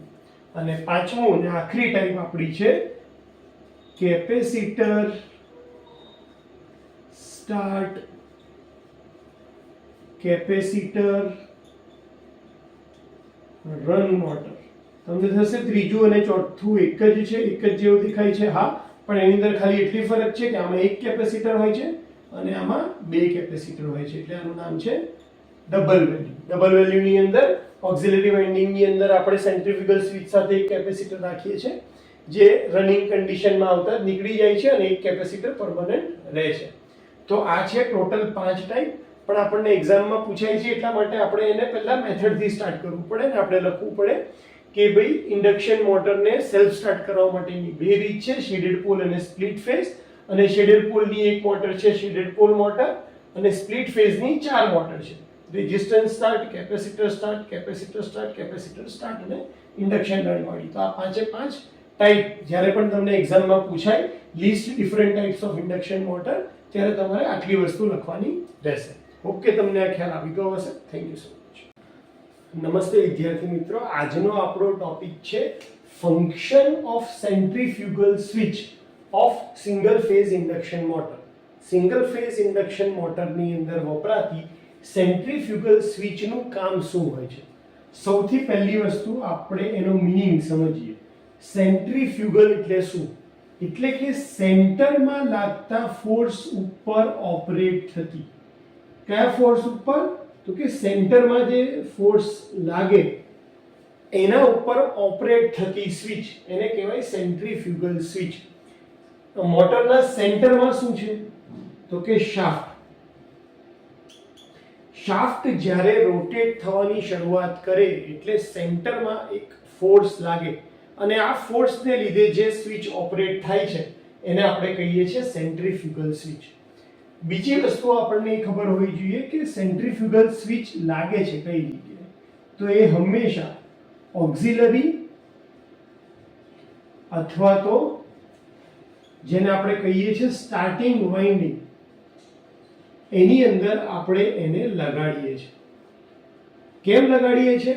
સેન્ટ્રીફ્યુગલ સ્વિચનું કામ શું છે કે જ્યારે મોટર એની ઓરિજિનલ સ્પીડ કરતા 70% સ્પીડ પકડે, એટલે કે જો મોટરની રોટેશન થવાની કેપેસિટી 1000 rpm ની છે અને જેવા એ 700 rpm અચીવ કરે તો તરત જ સેન્ટ્રીફ્યુગલ સ્વિચની મદદથી ઓક્ઝિલરી વાઇન્ડિંગ જે છે એ મોટરની સર્કિટમાંથી છૂટું પડી જાય અને એટલા માટે સર્કિટમાં પછી ખાલી મેઇન વાઇન્ડિંગ જ રહે.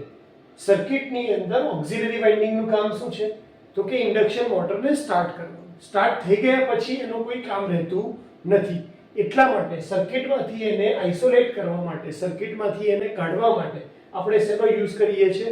Centrifugal switch. એક એક્ઝામ્પલ લઈ લઈએ કે તમારી આ મેઇન વાઇન્ડિંગ છે અને સપોઝ અહીંયા તમારી આ ઓક્ઝિલરી વાઇન્ડિંગ, એની સાથે આપણે એક કેપેસિટર જોઈન કર્યું છે. તો અહીંયા આવશે આ સેન્ટ્રીફ્યુગલ સ્વિચ, અહીંયા આવશે તમારું રોટર, આ છે આપણો શાફ્ટ. તો જેવું તમારી રોટર જે છે એ એની ઓરિજિનલ સ્પીડના 70% સ્પીડ અચીવ કરી લેશે ત્યારે તરત જ સેન્ટ્રીફ્યુગલ સ્વિચ શું થઈ જશે? ઓપન થઈ જશે. એટલે ત્રીજો પોઈન્ટ આપણે કરીએ કે ભાઈ સ્ટાર્ટ કરતી વખતે પહેલા સેન્ટ્રીફ્યુગલ સ્વિચની પોઝિશન કેવી હોય છે? ઓન. અને જેવી 70% સ્પીડ અચીવ કરે પછી એ ઓનમાંથી એ સ્વિચ કેવી થઈ જશે? ઓફ થઈ જશે. તો આ હતું સેન્ટ્રીફ્યુગલ સ્વિચનું ફંક્શન. તમને જો એક્ઝામમાં પૂછાય કે સેન્ટ્રીફ્યુગલ સ્વિચનું ફંક્શન સમજાવો તો સૌથી પહેલા લખવાનું છે કે સેન્ટ્રીફ્યુગલ સ્વિચ એ સેન્ટર પર લાગતા ફોર્સની મદદથી ઓપરેટ થતી સ્વિચ છે. બીજો પોઈન્ટ લખવાનો છે કે ભાઈ સેન્ટ્રીફ્યુગલ સ્વિચ હંમેશા ઓક્ઝિલરી અથવા તો સ્ટાર્ટિંગ વાઇન્ડિંગની સાથે સિરીઝમાં કનેક્ટ કરવામાં આવે છે. સિરીઝમાં કનેક્ટ કરવામાં આવે છે. અને ત્રીજો પોઈન્ટ કે જ્યારે મોટર એની ઓરિજિનલ સ્પીડના 70% સ્પીડ અચીવ કરે ત્યારે સેન્ટ્રીફ્યુગલ ફોર્સ લાગવાને લીધે સેન્ટ્રીફ્યુગલ સ્વિચ ઓપરેટ થાય છે અને મશીનને એટલે ઓક્ઝિલરી વાઇન્ડિંગને મેઇન સર્કિટમાંથી એ ઓપન કરી દે છે અને એની સ્ટાર્ટિંગની પોઝિશન હંમેશા ઓન હોય છે અને 70% સ્પીડ અચીવ કર્યા પછી એ ઓફ કન્ડિશનમાં આવી જાય અને ઓક્ઝિલરી વાઇન્ડિંગને છૂટી પાડી દે છે. આને આપણે કહેશું મેઇન વાઇન્ડિંગ અને આને કહેશું આપણે ઓક્ઝિલરી વાઇન્ડિંગ. આ તમારી છે centrifugal switch, CS centrifugal switch. આ તમારું રોટર અને અહીંયા તમે આપશો સપ્લાય. તો હોપ કે તમને સેન્ટ્રીફ્યુગલ સ્વિચનું ફંક્શન ખ્યાલ આવી ગયો હશે. શાંતિથી સાંભળવા માટે થેન્ક યુ સો મચ. તો સિંગલ ફેઝ સપ્લાય, એનાથી રોટેટિંગ મેગ્નેટિક ફિલ્ડ પ્રોડ્યુસ થવું જોઈએ. એ રોટેટિંગ મેગ્નેટિક ફિલ્ડ રોટરના કંડક્ટરને કટ કરે. રોટરના કંડક્ટરને કટ કરે એટલે એમાં EMF ઇન્ડ્યુસ થાય રોટરમાં.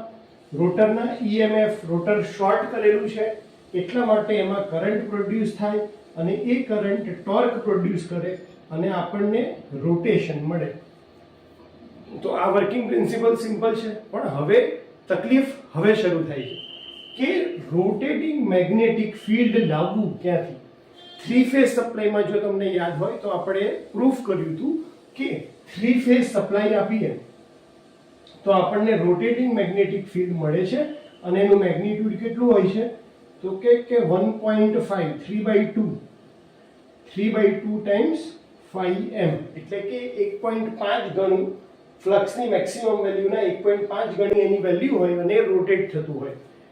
ટુ ફેઝ સપ્લાય આપીએ તો પણ આપણને રોટેટિંગ મેગ્નેટિક ફિલ્ડ મળે અને એની વેલ્યુ હોય છે 5m. પણ સિંગલ ફેઝ સપ્લાય કોઈ દિવસ રોટેટિંગ મેગ્નેટિક ફિલ્ડ પ્રોડ્યુસ કરી શકે નહીં. અને તકલીફ એ છે કે આપણે જો EMF જનરેટ કરાવવો હોય રોટરમાં તો કમ્પલસરી આપણને શું જોઈએ, કોઈ પણ એક વસ્તુ રોટેટિંગ જોઈએ. EMF જનરેટ કરાવવા માટે બે વસ્તુ પહેલા તો ખાસ જોઈએ, એક છે કંડક્ટર અને એક મેગ્નેટિક ફિલ્ડ.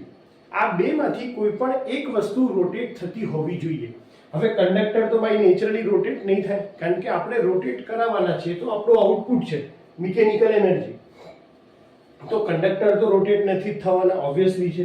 બીજું છે મેગ્નેટિક ફિલ્ડ. હવે સિંગલ ફેઝ સપ્લાય આપવાથી રોટેટિંગ મેગ્નેટિક ફિલ્ડ પણ પ્રોડ્યુસ નહીં થાય તો મોટર શું થયા કરશે, મોટર તો સ્ટેડી રહેશે.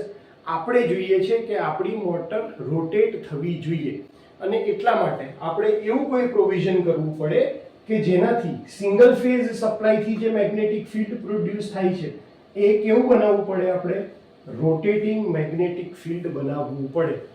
કારણ કે જો રોટેટિંગ મેગ્નેટિક ફિલ્ડ નહીં હોય તો આ તમારો પ્રિન્સિપલ અહીંયાથી જ અટકી જશે. કારણ કે રોટેટિંગ મેગ્નેટિક ફિલ્ડ પ્રોડ્યુસ નહીં થાય તો સપ્લાય રોટર કંડક્ટરમાં જશે નહીં, ત્યાં EMF ને કટ નહીં કરે, EMF પ્રોડ્યુસ નહીં થાય તો કરંટ નહીં આવે, તો ટોર્ક આવવાનો નથી.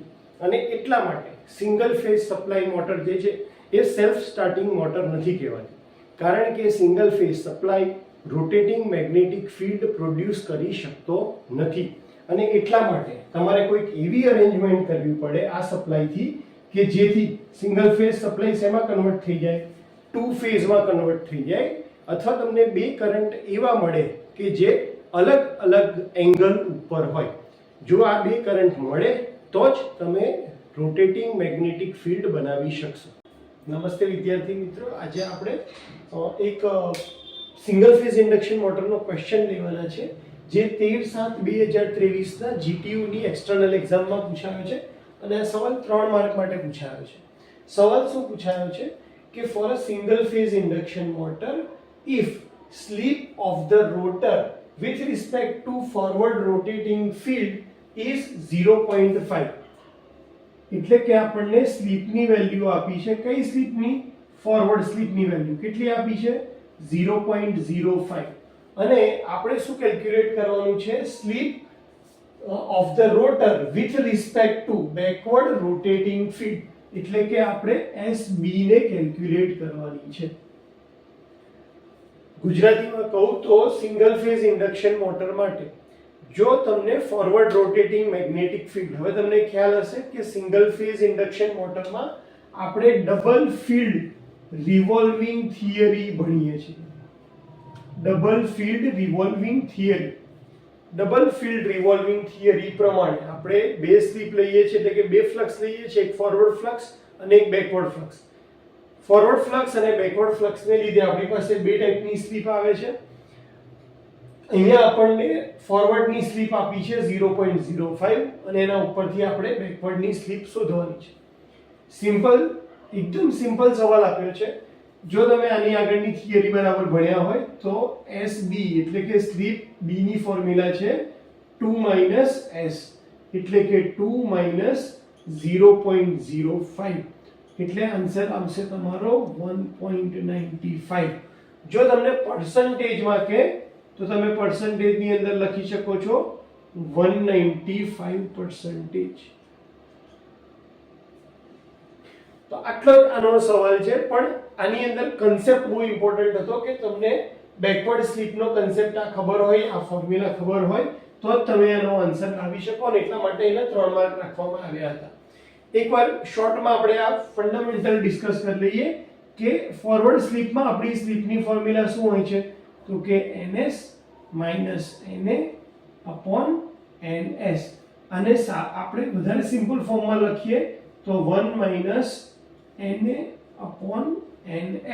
= SF, એટલે કે Na upon ns મારે લખવા હોય તો એ લખાય 1 upon s અને એ શું છે ફોરવર્ડ. હવે વાત કરીએ બેકવર્ડ સ્લીપનું. તો બેકવર્ડ સ્લીપ એટલે કે રોટર જ્યારે રોટેટિંગ મેગ્નેટિક ફિલ્ડ કરતા ઊંધી ડિરેક્શનમાં ફરતું હોય તો રિલેટિવ સ્પીડ શું થશે તો કે સિન્ક્રોનસ સ્પીડ અને એક્ચ્યુઅલ સ્પીડનો સરવાળો. અને એટલા માટે આપણી ફોર્મ્યુલા આવી થઈ જશે એટલે બેકવર્ડ સ્લીપ ઇક્વલ ટુ તો અહીંયા આપણે લખીશું 1 પ્લસ Na upon ns. હવે આપણને ખ્યાલ જ છે કે Na upon ns એટલે 1 માઇનસ s ફોરવર્ડ થાય છે તો sb equal to 1 plus 1 minus s forward એટલે એના ઉપરથી s બેકવર્ડની ફોર્મ્યુલા આવી છે 1 પ્લસ 1 એટલે કે 2 માઇનસ સ્લીપ ફોરવર્ડ. તો આપણને એક્ઝામ્પલમાં તો આ બે સ્ટેપ જ છે પણ 3 માર્ક્સ માટે પૂછાયું છે એટલા માટે પહેલા આપણે સિમ્પલ સ્લીપ ફોરવર્ડની ફોર્મ્યુલા લખી દેવાની, સ્લીપ બેકવર્ડની ફોર્મ્યુલા લખવાની અને એના પછી આ ડેટા લખી અને ફોર્મ્યુલામાં મૂકી અને તમારે આ આન્સર લાવવાનો રહેશે. તો હોપ કે તમને ફોરવર્ડ સ્લીપ બેકવર્ડ સ્લીપનો ફંડામેન્ટલ ખ્યાલ આવી ગયો હશે અને આ ટાઈપના એક્ઝામ્પલ કઈ રીતે ગણવા એ ખબર પડી ગઈ હશે. Thank you so much.